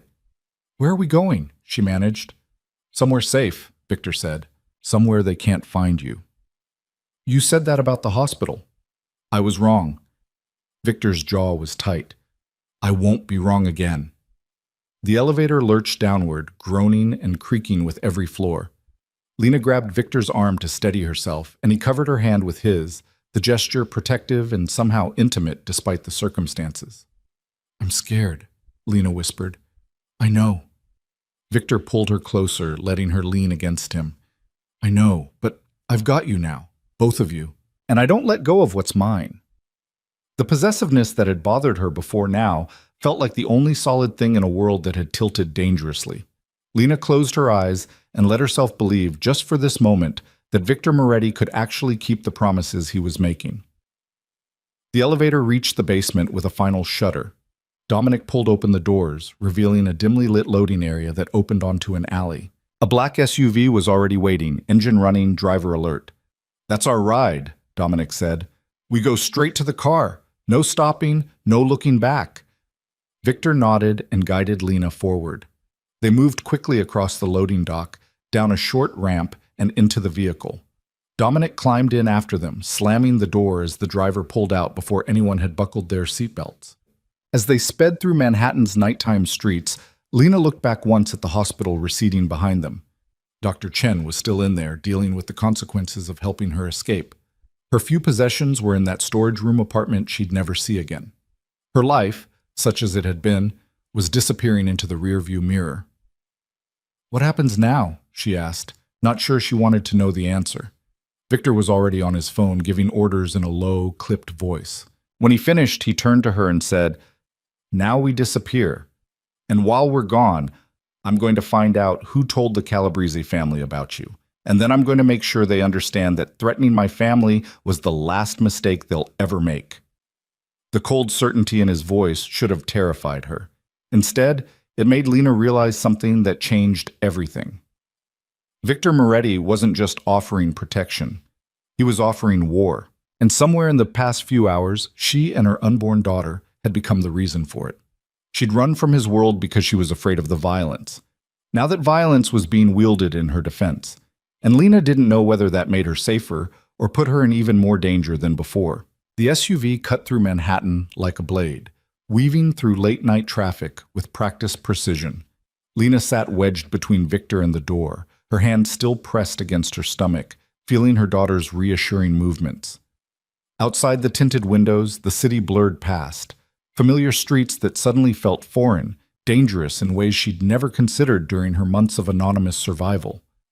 "Where are we going?" she asked again, needing the answer this time. Victor glanced at Dominic, who was still monitoring his phone, coordinating with people Lena couldn't see. A safe house in Brooklyn. Off the grid, no connection to any of my business properties. The Calabrese family won't know to look there. How long do I have to stay? As long as it takes to neutralize the threat. Victor's voice was matter of fact, as if he were discussing a business arrangement rather than Lena's entire life. A few days? Maybe a week? A week? Lena's voice rose. I can't just disappear for a week. I have a job. I have... She stopped, realizing how hollow the protest sounded. Her job at the diner paid under the table and would replace her within a day. Her apartment was a room she rented month to month from a landlord who'd never asked her name. She had no obligations, no ties, nothing anchoring her to the life she'd built except her own stubborn pride. You don't have anything that's worth dying for, Victor said quietly, reading her thoughts. And that's what we're talking about here, Lena. The Calabrese family doesn't make social calls. If they found out about you, it's because someone told them you're important to me. And the moment you became important to me, you became a target. I didn't ask to be important to you. No, but you are. Because you're carrying my daughter. Victor's hand moved to cover hers where it rested on her stomach. And that makes you the most important person in my world right now. Lena wanted to pull away from his touch, to maintain the distance that felt safer than this dangerous intimacy. But his hand was warm, solid, and her daughter was moving beneath both their palms in gentle waves that felt like a conversation Lena wasn't equipped to translate. This is insane, she whispered. 12 hours ago I was serving coffee at a diner. Now I'm running from mobsters in an SUV with a man I barely know. You know me. Victor's voice was low, meant only for her despite Dominic's presence. Maybe not all of me, but you know the parts that matter. You knew them 6 months ago, and you know them now. I thought I knew you 6 months ago. I was wrong. You weren't wrong about who I am. You were just wrong about what I do. Victor shifted closer, his voice dropping even lower. Lena, I need you to understand something. My business, my family's legacy, yes, it's complicated. Yes, there are parts of it I'm not proud of. But the man who talked to you about art and philosophy at that gallery, the man who made you laugh until your sides hurt, the man who held you like you were precious, that's not a lie. That's who I am when I'm not being who I have to be. And which one are you right now? Victor was quiet for a moment. Right now, I'm both. I'm the man who cares about you and wants to keep you safe. And I'm the man who will do whatever it takes to eliminate threats to my family, even if that means things that would scare you. It already scares me. Lena finally pulled her hand away. Everything about this scares me. The running, the guards, the idea that there are people out there who want to hurt me just because of who you are. Then help me change it. Victor's voice carried an urgency she hadn't heard before.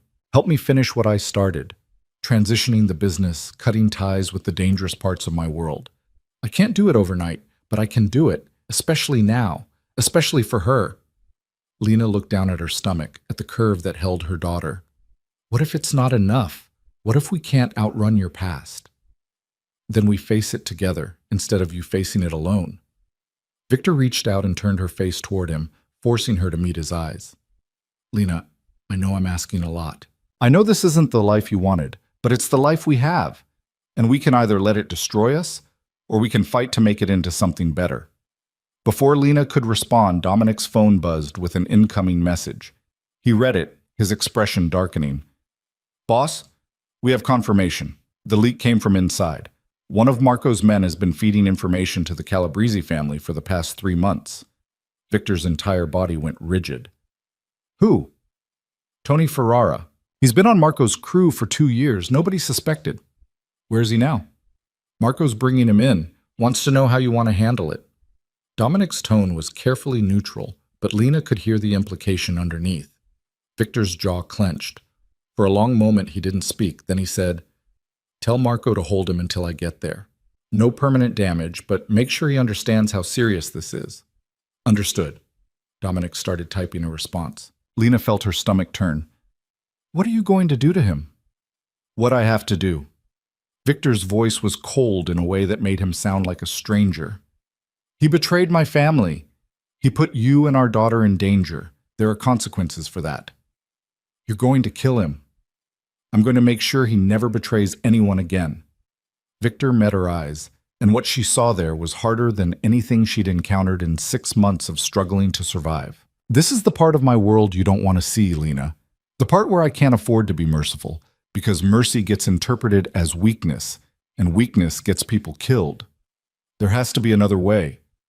"What way?" Victor's voice was harsh.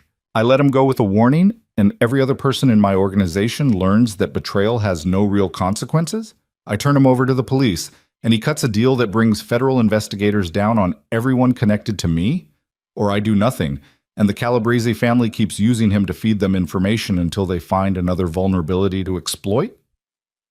Lena wanted to argue, to insist that violence wasn't the answer, but the words died in her throat, because Victor was right, in a terrible way that made her understand just how different his world was from anything she'd experienced. This wasn't about right and wrong in any moral sense she recognized. This was about survival in a context where the rules were written in blood and enforced through fear. "I can't be part of this," she said quietly. "You already are." Victor's expression softened slightly.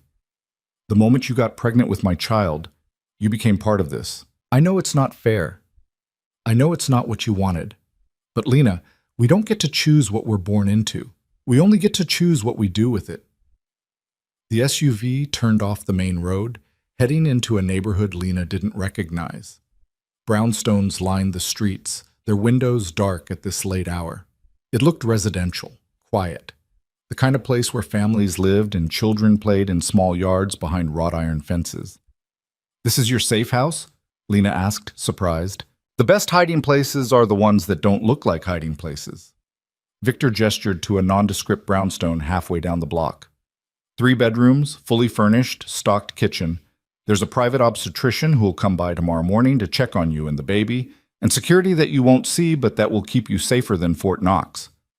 The driver pulled up to the curb, and Dominic was out immediately, scanning the street with professional paranoia. He gave a subtle nod, and Victor opened his door, extending a hand to help Lena out. Her legs were unsteady after the adrenaline and fear of the past hour. Victor caught her elbow, steadying her, and for a moment they stood on the sidewalk in the pools of streetlight, looking at each other across a divide that felt insurmountable despite their physical proximity. "I need to handle the situation with Ferrara," Victor said, "but I'll be back tomorrow. In the meantime, Dominic will be here, and there's a woman named Maria who will help you with anything you need." "You're leaving?"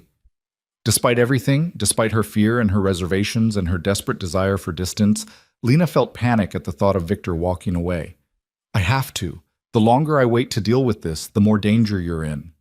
Victor's hand moved to her face, his thumb brushing across her cheekbone in a gesture that was tender and possessive all at once. "But Lena, I promise you, I will come back. And when I do, we're going to figure this out. All of it. The safety, the future, what it means for us to be parents together." "What if you don't come back?" The question came out smaller than she intended. "What if something happens to you?" Victor smiled, but there was no humor in it. "Then Dominic has instructions to keep you safe and make sure you and our daughter have everything you need. Financial security, medical care, protection. You'll never have to work in a diner again or worry about rent or wonder where your next meal is coming from." "That's not what I—" Lena stopped, realizing what she'd been about to say. That money wasn't what she was worried about. That she was worried about him, about what would happen if he walked into whatever confrontation was waiting and didn't walk back out.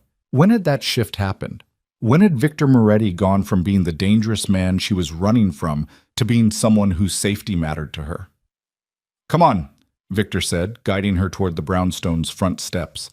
"Let's get you inside and settled. You need rest more than anything else right now." The interior of the brownstone was tastefully decorated in neutral tones, comfortable without being ostentatious. A woman in her 50s appeared from the kitchen, wiping her hands on a dish towel. She had kind eyes and the no-nonsense demeanor of someone who'd seen too much to be surprised by anything. "This must be Lena," she said, her voice warm. "I'm Maria. Welcome. You look exhausted, dear. When's the last time you had a proper meal?" "I don't remember," Lena admitted. "Well, we'll fix that right now. I've got soup on the stove and fresh bread. You'll eat, then sleep, and tomorrow we'll worry about everything else." Maria bustled toward the kitchen, clearly expecting to be followed. Victor caught Lena's hand before she could move. Maria's good people. She's been with my family for 20 years. You can trust her. Can I trust you? Lena asked, the question escaping before she could stop it. Victor was quiet for a moment. I don't know if I can be everything you need me to be. I don't know if I can keep all the promises I want to make, but I can promise you this. I will never stop trying. For you, for our daughter. I will never stop trying to be better than what I was born into. He kissed her forehead, the gesture so gentle it made Lena's chest ache, and then he was gone, Dominic following him out into the night. Lena stood in the hallway of a stranger's house, or was it her house now, and felt the weight of everything that had happened crash down on her all at once. Come on, sweetheart, Maria said from the kitchen doorway. Food first, then we'll get you settled. Everything else can wait until morning. Lena followed her into the kitchen, where indeed a pot of soup bubbled on the stove, filling the air with the rich smell of chicken and vegetables and herbs.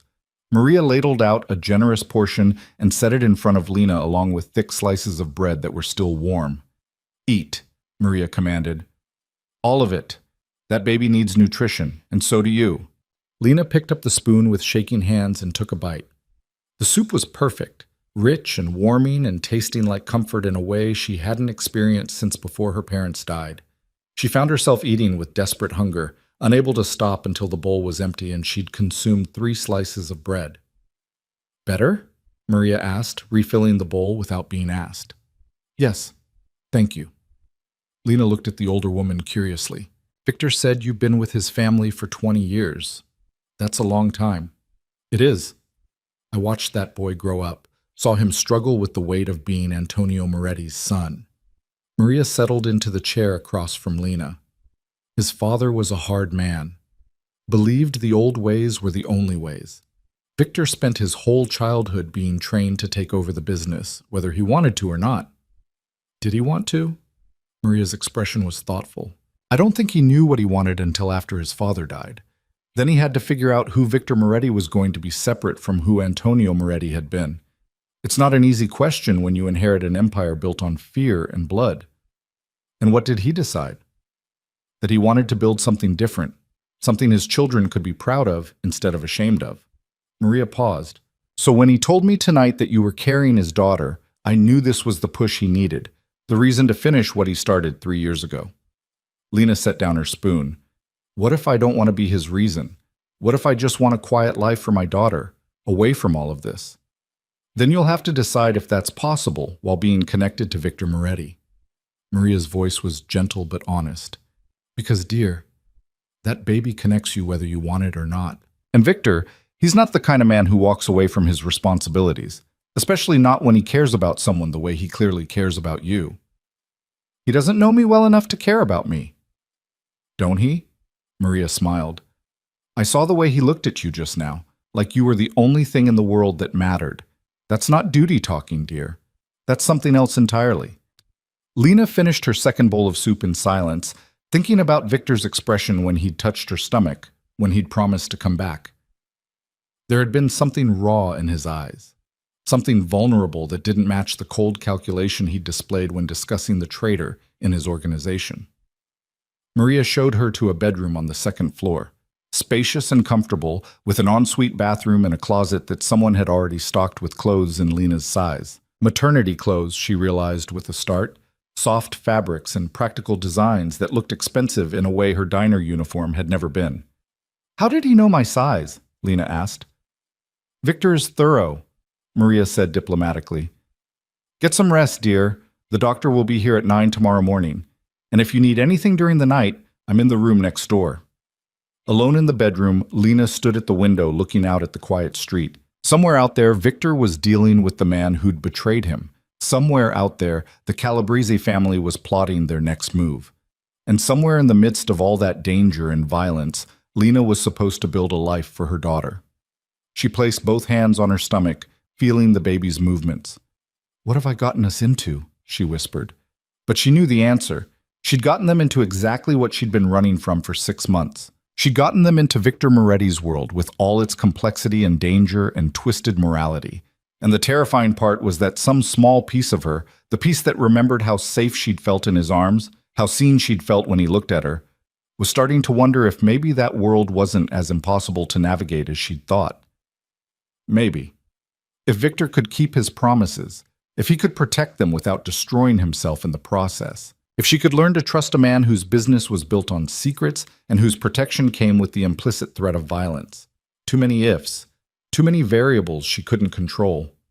Lena climbed into bed, exhausted beyond measure, and fell asleep with her hand still pressed protectively over her daughter. Across the city, in a warehouse that had been in the Moretti family for 3 generations, Victor stood in front of a man whose face was already swelling from the beating Marco's crew had administered. Tony Ferrara was 32, had worked for the organization since he was 19, and had just made the fatal mistake of selling information to the enemy. "Why?" Victor asked, his voice deceptively calm. Tony spat blood onto the concrete floor. "They paid better. 3 times what you were giving me to babysit Marco's shipments." "So it was just money?" Victor circled the chair where Tony was tied. "You sold out your family, put a pregnant woman and an unborn child in danger, all for a better paycheck." "Don't give me that family shit," Tony sneered. "This ain't a family, it's a business. Your father understood that. You're too soft to see it." Victor's fist connected with Tony's jaw before the man could brace for it. The impact sent the chair rocking backward, and only Dominic's quick intervention kept it from toppling completely. "My father," Victor said quietly, "would have killed you the moment he found out about the betrayal. Slowly, painfully, and publicly as a message to anyone else who might be thinking about selling us out. But I'm not my father. So I'm going to give you a choice." Tony's eyes narrowed suspiciously. "What choice?" "You can tell me everything you told the Calabrese family. Every detail, every piece of information, every plan they're working on. And in exchange, I let you leave the city alive. You disappear, you never come back, and you spend the rest of your life looking over your shoulder, wondering if I've changed my mind. And if I don't talk," Victor's smile was cold, "then I let Marco and his crew finish what they started. And trust me, Tony, they're not as merciful as I'm being right now." Tony licked his split lip, calculating. "How do I know you won't kill me anyway?" "You don't. But you know for certain what happens if you refuse to cooperate. So you're betting on my word being worth something versus the guarantee that Marco's crew will make sure you never betray anyone again." Victor leaned down, his face level with Tony's. "Choose wisely. My patience is running thin." For a long moment, Tony said nothing. Then slowly he nodded. "All right, I'll talk. But you gotta promise." "I'm promising nothing beyond letting you walk out of here if you tell me everything." Victor straightened. "Start with what the Calabrese family knows about Lena Hart." Tony swallowed hard. "They know she's pregnant. They know she's yours. They know she was at Mount Sinai tonight. What else? They know you've been looking for her for months. They think—" Tony hesitated. "They think she's your weakness. That if they grab her, they can force you into a partnership you've been refusing." Victor's blood ran cold. "Partnership for what?" "The port access. They want to run shipments through your Brooklyn facilities. They've been trying to negotiate for 2 years, but you keep shutting them down." Tony's words came faster now, desperate to prove his usefulness.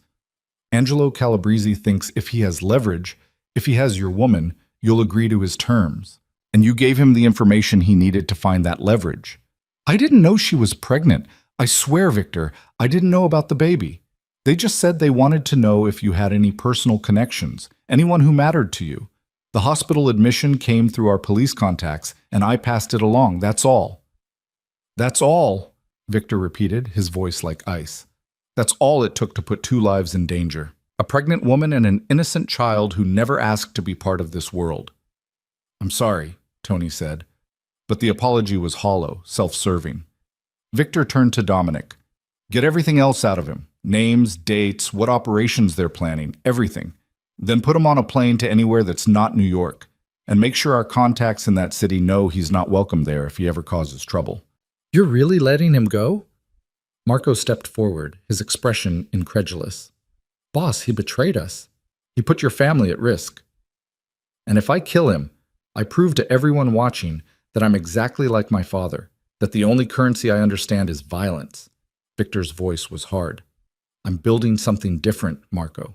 Something where loyalty matters, but where mercy matters too." even for people who don't deserve it. That's going to get you killed, Marco muttered. Maybe, but it might also get me a life worth living. Victor thought of Lena, sleeping in that brownstone under Maria's watchful eye. A life where my daughter doesn't have to grow up ashamed of her father's name. He walked out of the warehouse into the cold night air, leaving Dominic to handle the interrogation. His phone buzzed with updates from the security team at the brownstone. All clear. Lena was asleep. Maria was on watch. Everything was secure, but Victor knew it was temporary. The Calabrese family wouldn't back off just because they'd lost one informant. If anything, Tony's disappearance would confirm that they'd hit a nerve, that Lena mattered enough to make Victor act decisively. They'd come at him again, harder and smarter next time. Which meant Victor needed to end this before it escalated into war. He needed to make Angelo Calabrese understand that pursuing Lena was a fatal mistake, not because Victor would respond with violence, but because Victor was willing to destroy everything, including himself, to keep his family safe. He pulled out his phone and dialed a number he'd hoped never to use. It rang twice before a smooth, cultured voice answered. Victor Moretti, this is unexpected. Angelo, Victor said, we need to talk, face to face, tomorrow. About what? About the fact that one of your men put a target on a pregnant woman's back? About the fact that you're trying to use my family as leverage? And about why neither of those things is going to work out the way you think. There was a pause, then Angelo laughed, the sound genuinely amused. You've gotten bold since your father died. He would have just killed the messenger and been done with it. I'm not my father. No, you're softer, weaker, more concerned with appearing civilized than with maintaining respect. Then come see how soft I am, Victor said. Tomorrow, noon, neutral ground, you and me, no crews, no weapons, just two men discussing how to avoid a war neither of us can afford. And if I refuse, then you'll find out just how much of my father I actually inherited. Victor's voice went cold. The woman carrying my child is off limits, Angelo. Completely, permanently off limits. Touch her, threaten her, even think about her too hard, and I will burn your entire organization to the ground. Every shipment, every business front, every ally you've spent decades cultivating. I will dismantle it all, and I will make sure everyone knows it was because you made the mistake of targeting my family. Silence on the other end of the line. Then slowly, Angelo said, The Belmont Hotel, noon. Come alone and I'll do the same. The call ended. Victor stood in the darkness, feeling the weight of the commitment he'd just made. Tomorrow, he'd face one of the most dangerous men in New York's criminal underworld with nothing but his will and his reputation. If it went wrong, he'd start a war that would consume everything he'd built. If it went right, he'd buy Lena and their daughter the safety they desperately needed. Either way, there was no turning back now. Victor arrived at the Belmont Hotel 15 minutes early, a calculated risk that put him in Angelo Calabrese's territory with time to spare. The hotel was old money Manhattan, all marble columns and gilded fixtures, the kind of place where business deals worth millions happened over afternoon tea and no one asked uncomfortable questions. Dominic had argued against the meeting, against going in alone, against trusting that Angelo would honor the terms. But Victor had been firm. This ended today one way or another, and it ended with him showing strength through restraint rather than violence. The hotel's bar was nearly empty at noon on a Wednesday. Victor chose a table in the corner with clear sight lines to all entrances and ordered a coffee he had no intention of drinking. Then he waited, his mind cycling through scenarios and contingencies while his external calm never wavered. Angelo Calabrese arrived precisely at noon, alone as promised. He was in his late 50s, silver-haired and distinguished in a way that made him look like a banker or a professor rather than a man who'd built his empire on smuggling and intimidation. They'd known each other for years, circling in the same dangerous orbit, but this was the first time they'd met face-to-face, without intermediaries or the safety of formal gatherings. "Victor," Angelo said, settling into the chair across from him, "you look tired. The responsibilities of fatherhood already weighing on you?" "Let's skip the pleasantries." Victor's voice was level. "You put a target on a pregnant woman, my woman, carrying my child. I want to know why you thought that was acceptable." Angelo smiled, the expression not reaching his eyes. "I thought it was strategic. You've been refusing my partnership offers for 2 years.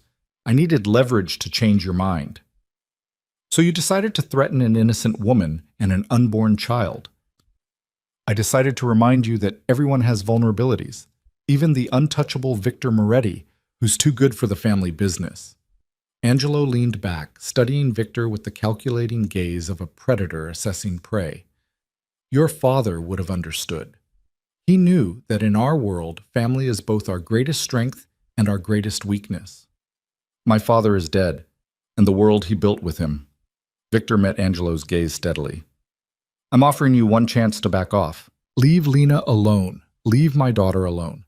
And we can both continue operating in this city without conflict. And what do I get in exchange for this? Generosity? You get to avoid a war you can't win. Angelo laughed, the sound genuine. Can't win? Victor, I have 3 times your manpower, twice your resources, and connections that go deeper than anything you inherited from Antonio. What exactly makes you think I can't win? Because winning would cost you everything you've built. Victor's voice was quiet, but absolute. You think I don't know about your legitimate businesses?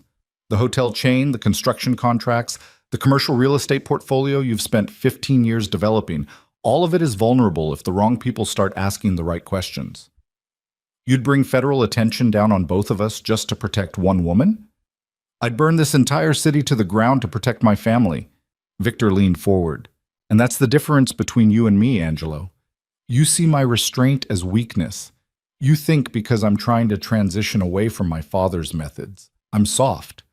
But what I am is committed. Committed to building something better, yes, but also committed to destroying anyone who threatens what's mine. Angelo's smile faded. That's quite a speech. It's not a speech, it's a promise. Victor pulled an envelope from his jacket and slid it across the table. Inside, you'll find documentation of every questionable business dealing you've made in the past 5 years. Copies have been delivered to 3 different federal prosecutors with instructions to open them if anything happens to me or my family. So yes, Angelo, you could start a war. You could try to take Lena, use her as leverage, force me into your partnership. But the moment you do, everything you've worked for comes crashing down. Angelo picked up the envelope, his expression darkening as he scanned the contents. When he looked up, his eyes were hard. This is mutually assured destruction. You're threatening to take us both down. No, I'm threatening to take you down while protecting what matters to me. Because unlike you, I'm willing to lose everything except my family. Victor stood. Stay away from Lena Hart. Stay away from my daughter. And we never have this conversation again. That's the deal. And if I refuse? Victor buttoned his jacket, preparing to leave. Then we find out if your empire can survive the kind of scrutiny mine has already weathered. I've spent 3 years cleaning up my father's legacy, Angelo, which means most of my operations can survive federal investigation. Can yours? He walked out without waiting for an answer, his heart pounding, but his stride steady. It was a bluff built on half-truths and calculated risks. Yes, he had documentation on Angelo's operations. Yes, he'd made arrangements with lawyers to ensure that documentation reached the right people if necessary. But he hadn't actually approached any federal prosecutors, and doing so would bring exactly the kind of attention Victor had been working to avoid. Still, Angelo didn't know that. And the uncertainty, the possibility that Victor was crazy enough or desperate enough to actually follow through, would be enough. At least Victor hoped it would be enough. His phone buzzed as he reached the street. Dominic's number. Tell me you didn't just declare war on the Calabrese family, Dominic said without preamble. I didn't. I declared peace. On my terms. Victor climbed into the waiting car. Take me to the brownstone. I need to see Lena. Boss, Marco's been calling. He wants to know what's happening with, tell Marco I'll deal with business tomorrow. Today is about making sure my family is safe. Victor ended the call and leaned back against the seat, feeling the exhaustion of the past 24 hours crash down on him. He'd faced enemies before. He'd navigated power struggles and territorial disputes, and the constant pressure of maintaining his position in a world that rewarded violence and punished weakness. But this, protecting Lena and their unborn daughter, felt different. More important than any business deal or strategic alliance. More real than anything he'd experienced since his father died and left him an empire he didn't want. The brownstone looked peaceful in the afternoon light. Victor let himself in with the key he'd had made years ago, back when this property was just another safe house in his network. Now it held the most precious thing in his world. Maria met him in the hallway, her expression a mixture of relief and concern. She's been asking about you. The doctor came this morning, said both mother and baby are stable, but she needs complete rest for at least a week. Where is she? Upstairs in the bedroom. She ate a good breakfast, had a shower, and has been reading the pregnancy books I found for her. Maria paused. Victor, she's scared, trying to hide it, but scared nonetheless. I know. Victor headed for the stairs. Thank you, Maria, for taking care of her. That's what family does, Maria said simply. Victor knocked softly on the bedroom door before entering. Lena was sitting up in bed, her hair still damp from the shower, wearing one of the maternity dresses someone had stocked in the closet. She looked healthier than she had last night, color in her cheeks, the exhaustion in her eyes slightly less pronounced. But when she saw him, her expression shuddered. You came back, she said. I promised I would. Victor closed the door and moved to sit in the chair beside the bed. How are you feeling? Physically? Better than I have in months. The doctor said the baby is fine, that my iron levels are improving, that if I keep eating properly and resting, there's no reason I can't carry to full term. Lena paused. Emotionally, I don't even know where to start. Start with what you're feeling right now. Lena looked down at her hands, twisted together in her lap. I'm angry. At you for dragging me into this. At myself for getting involved with you in the first place. At the world for being so complicated that a woman can't just have a baby in peace without worrying about mobsters and threats, and her voice broke. And I'm scared, Victor. Terrified that this is my life now. That I'll never be free of the danger, that my daughter will grow up knowing her father is someone people fear. She'll grow up knowing her father would do anything to protect her, Victor said quietly. That he fought to give her a better world than the one he inherited. Did you fight for a better world? Lena met his eyes. Or did you just threaten more violence to keep us safe? Victor was quiet for a moment, choosing his words carefully. I met with Angelo Calabrese this morning, face to face, no intermediaries. And I made it clear that you and our daughter are completely off limits, that pursuing you would cost him everything he's built. How did you make it clear? With information and leverage, with the promise that attacking my family would bring consequences he couldn't afford. Victor held her gaze. Not with violence, Lena, with strategy, with the understanding that sometimes the strongest move is the one that doesn't require bloodshed. And he believed you? He believed I was willing to follow through, which is all that matters in my world. Victor reached out and took her hand.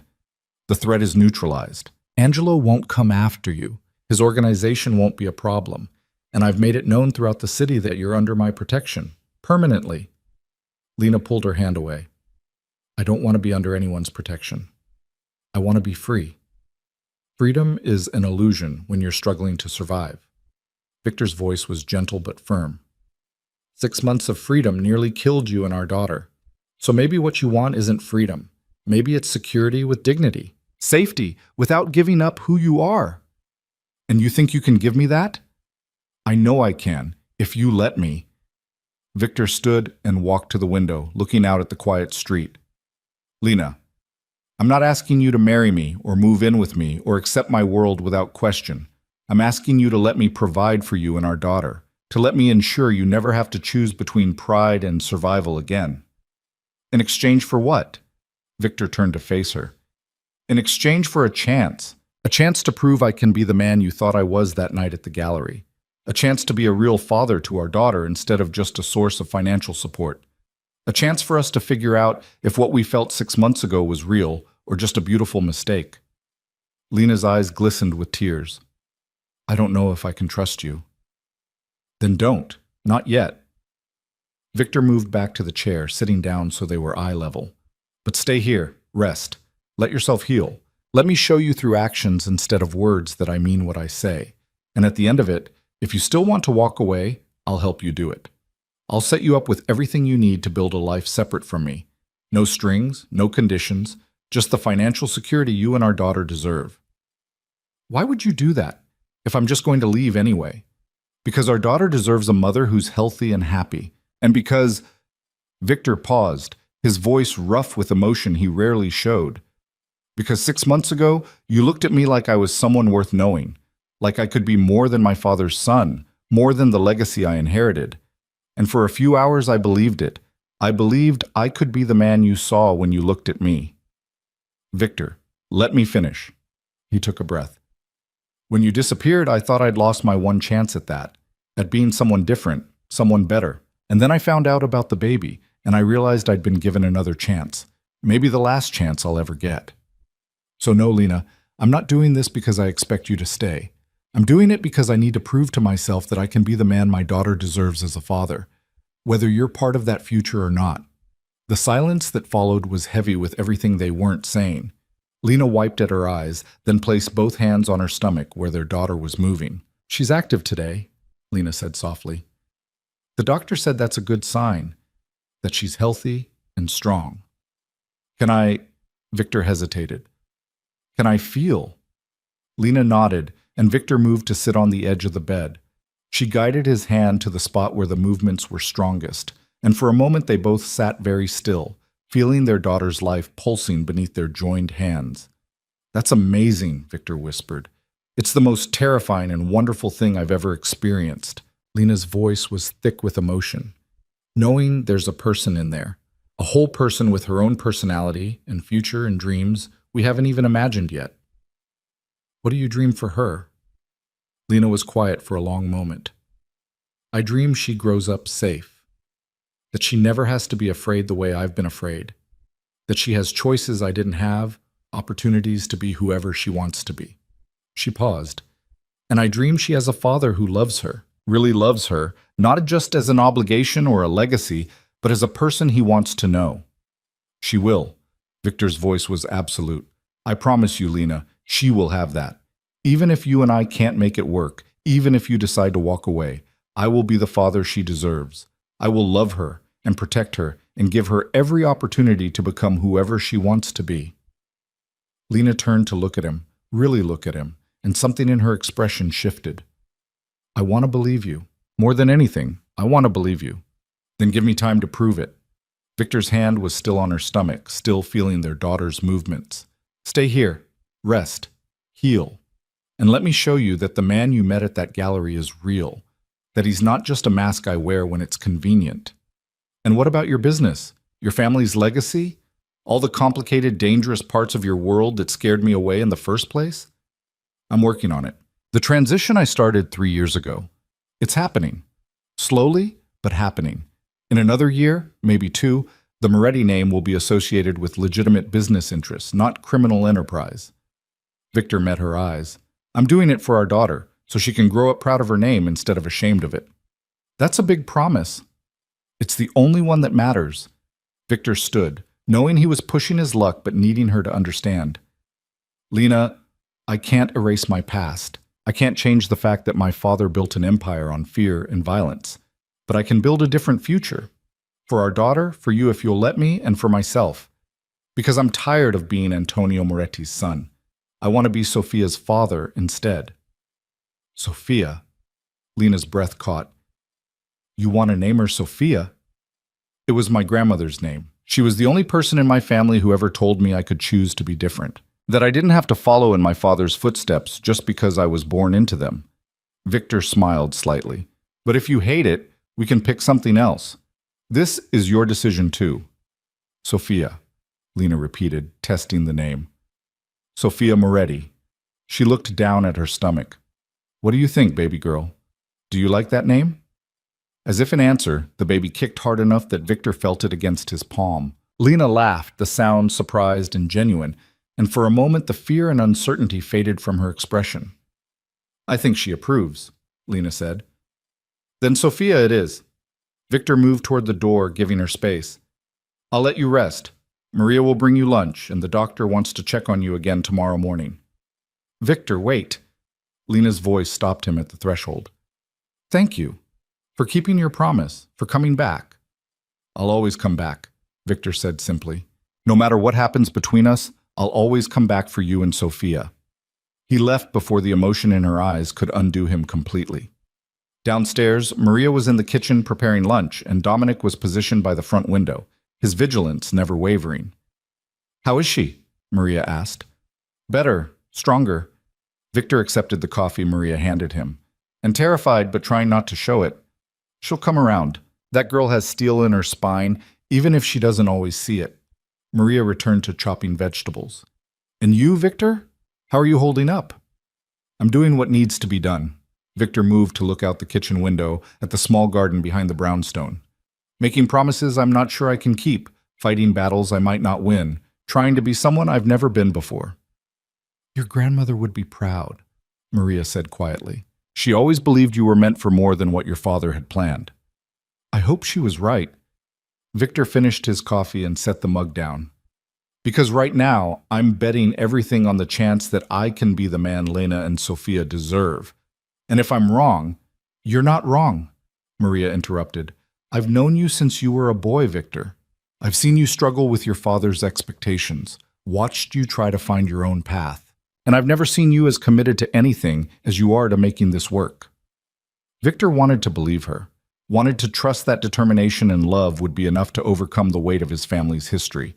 But he'd lived in his world long enough to know that sometimes, no matter how hard you fought, the past won anyway. The days that followed settled into a rhythm. Lena spent her time resting, eating the nutritious meals Maria prepared, seeing the doctor regularly, and slowly regaining the strength she'd lost during her months of struggle. Victor came by every day, sometimes just to check in, sometimes to sit with her and talk about everything except the complicated reality of their situation.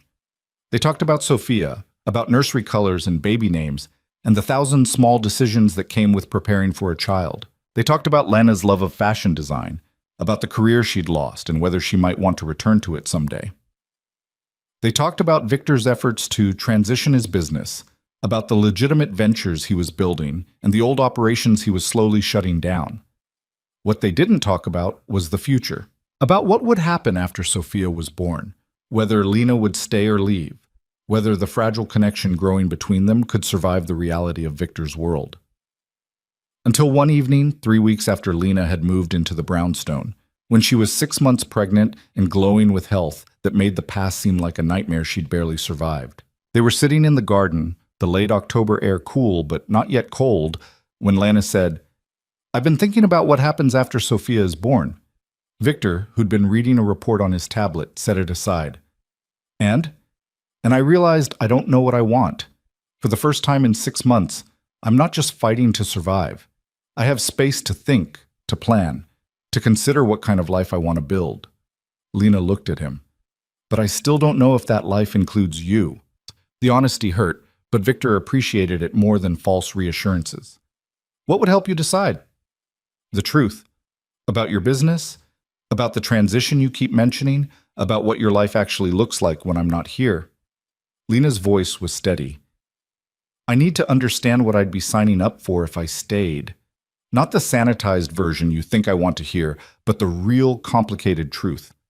Victor was quiet for a long moment. Then he said, "All right, the truth. My family's business for 3 generations has been built on importing goods that aren't exactly legal. Drugs in my grandfather's time, which my father moved away from. Weapons and smuggled merchandise in my father's time. And now—" He paused. "Now I'm trying to shut it all down. Every illegal operation, every questionable partnership, everything that could put my family at risk." "How's that going?" "Slowly. Some of the old guard resist. They see it as betraying my father's legacy. But I've been firm. In another year, 18 months at most, the Moretti organization will be completely legitimate. Import-export of legal goods, commercial real estate, investments in legitimate businesses." Victor met her eyes. "But until then, yes, there's still risk. There are still people who see me as my father's son, still enemies who would love to exploit any weakness." "Like me and Sophia." "Like you and Sophia," Victor agreed. "Which is why the security, why the caution, why I can't just walk away from the protective measures even though I know they make you uncomfortable." Lena absorbed this in silence. Then she asked, "What happens if you can't complete the transition? If the old guard wins, or if the business can't survive going legitimate?" "Then I walk away. I hand it over to my brothers, or to Marco, or to whoever wants the burden of running it, and I focus on building something new from scratch." Victor's voice was firm. Because, Lena, I meant what I said. Sophia deserves a father she can be proud of, and I can't be that father while running the kind of organization my grandfather and father built. You'd really give it all up? The power, the wealth, the legacy? In a heartbeat. If that's what it takes to give my daughter a normal life. Victor leaned forward. But I'd rather not have to. I'd rather transform what I inherited into something worth keeping. Something that honors the legitimate parts of my family's history while leaving behind the violence and criminality. That's ambitious. It's necessary. Victor reached out and took her hand. Lena, I know I can't erase the past 6 months. I can't give you back the job you lost, or the apartment you had to leave, or the sense of security you sacrificed when you ran from me. But I can give you a future, one where you and Sophia are safe, where you have choices instead of just survival, where being connected to me is an asset instead of a liability. And what do you get out of this future? Victor smiled slightly. I get to be Sophia's father. I get to watch her grow up, to teach her things, to be part of her life in ways my father never was part of mine. And maybe, if you decide you can trust me, I get to build something with you. Not just for Sophia, but for us. Lena's hand tightened around his. I'm starting to trust you. That's what scares me most. Because if I trust you and you let me down, it won't just hurt me. It'll hurt Sophia too. Then I won't let you down. Victor's voice was absolute. I promise you, Lena, I will do everything in my power to be the man you both deserve. And on the days I fall short, I'll keep trying until I get it right. They sat in the garden as the light faded, holding hands, feeling Sophia move between them, and for the first time since that night at the gallery, both of them let themselves believe that maybe, just maybe, this impossible situation could work. 2 months later, on a cold December night, Lena went into labor 3 weeks early. The contractions started just after midnight, hard and fast, giving them barely enough time to get to the hospital Victor had carefully chosen, the one with the best maternity ward, the most experienced doctors, and security measures that would make Fort Knox look casual. Through 16 hours of labor, Victor never left her side. He held her hand through the contractions, brought her ice chips when she needed them, let her squeeze his fingers until he lost feeling, and whispered encouragement when the pain became overwhelming. You're doing amazing, he told her during a particularly brutal contraction. Just breathe, you've got this. Easy for you to say, Lena gasped. You're not the one being torn apart from the inside. I know, and if I could take this pain for you, I would in a heartbeat. Lena looked at him through her exhausted tears and saw the truth in his eyes. He meant it. This man who'd built his life on being untouchable, on maintaining control no matter what, would have traded places with her without hesitation. Tell me something, she said as the contraction eased. Tell me something true about you that I don't know. Victor brushed the sweat-dampened hair from her forehead.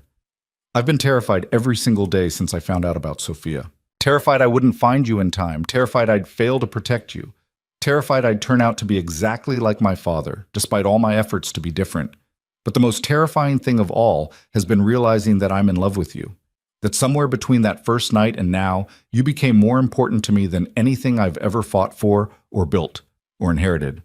Lena's breath caught, and this time it had nothing to do with contractions. Victor, you don't have to say anything back. You don't have to feel the same way. I just needed you to know. He kissed her forehead gently. I love you, Lena Hart, and I'm going to spend the rest of my life proving it.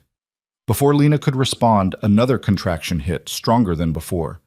The medical team sprang into action, and suddenly there was no time for declarations or emotions, only the primal work of bringing new life into the world. Sophia Moretti was born at 4:47 p.m. on December 15th, weighing 6 pounds 2 ounces, with a full head of dark hair and her father's stubborn chin.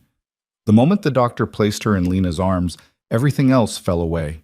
The fear, the uncertainty, the complicated history that had brought them to this moment. She's perfect, Lena whispered, tears streaming down her face. She's absolutely perfect. Victor stood beside the bed, looking down at his daughter with an expression of such raw wonder that it transformed his entire face.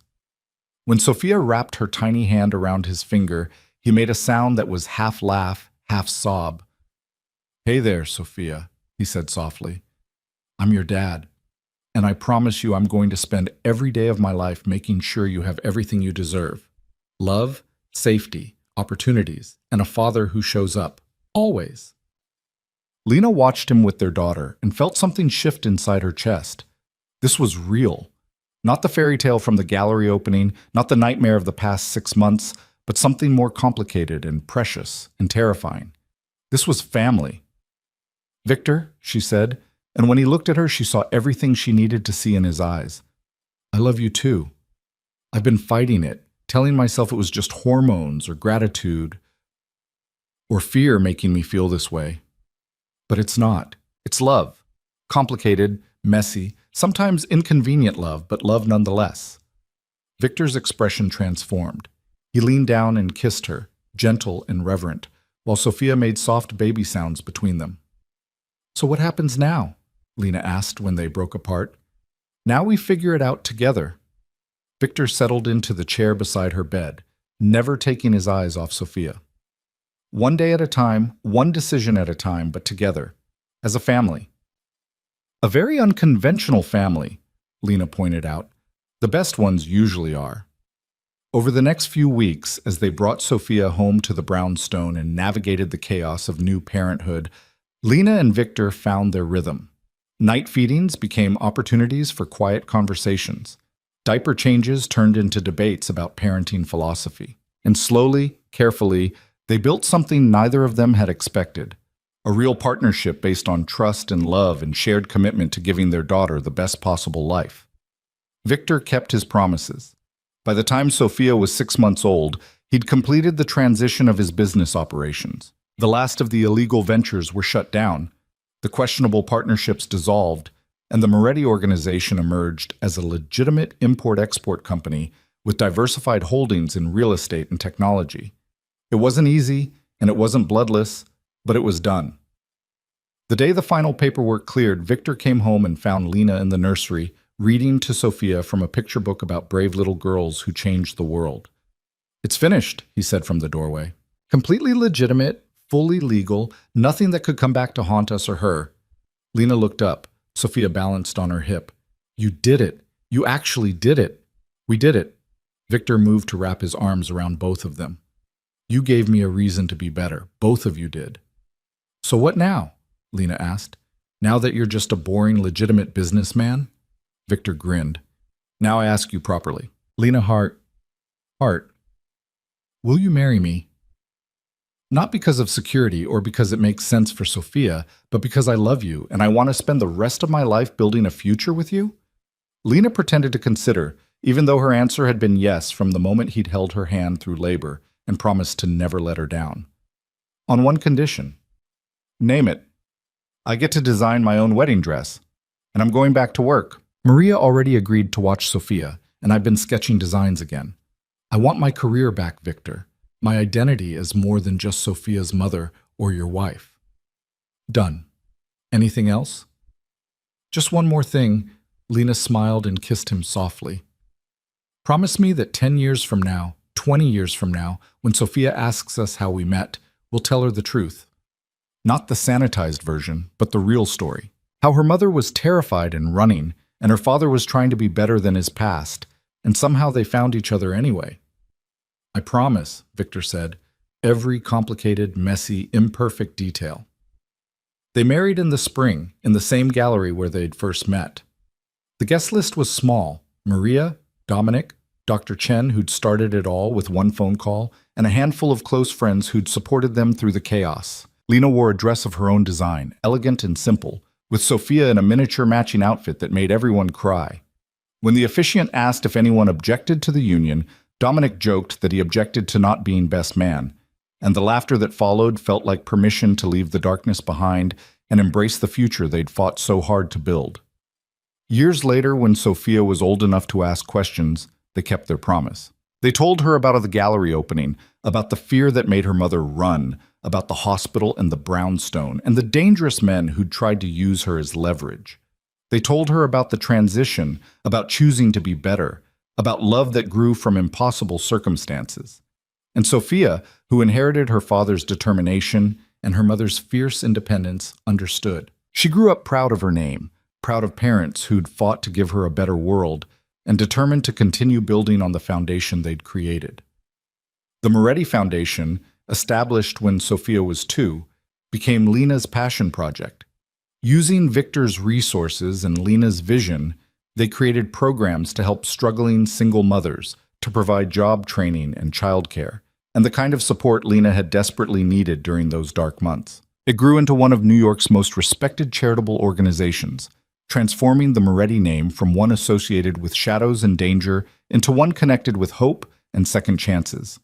Victor often said that saving Lena had saved him, that finding her in that hospital bed had given him the courage to finally become the man his grandmother had believed he could be. And Lena, watching him with Sophia, teaching her to ride a bike, helping with homework, showing her that strength could be gentle and power could be used for good, knew that the terrified woman who'd collapsed in that diner couldn't have imagined this future.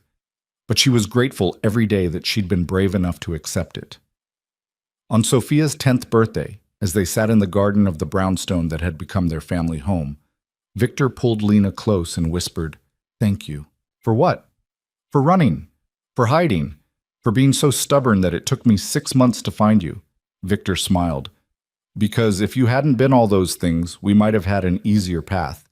But we wouldn't have had this one. And this one, messy and complicated and sometimes impossible, this one gave us everything that matters." Lena looked at their daughter, playing in the garden with the fierce joy of a child who'd never known fear or want or uncertainty. And she looked at Victor, the dangerous man who'd chosen love over legacy, who'd transformed himself for a family he'd never expected to have.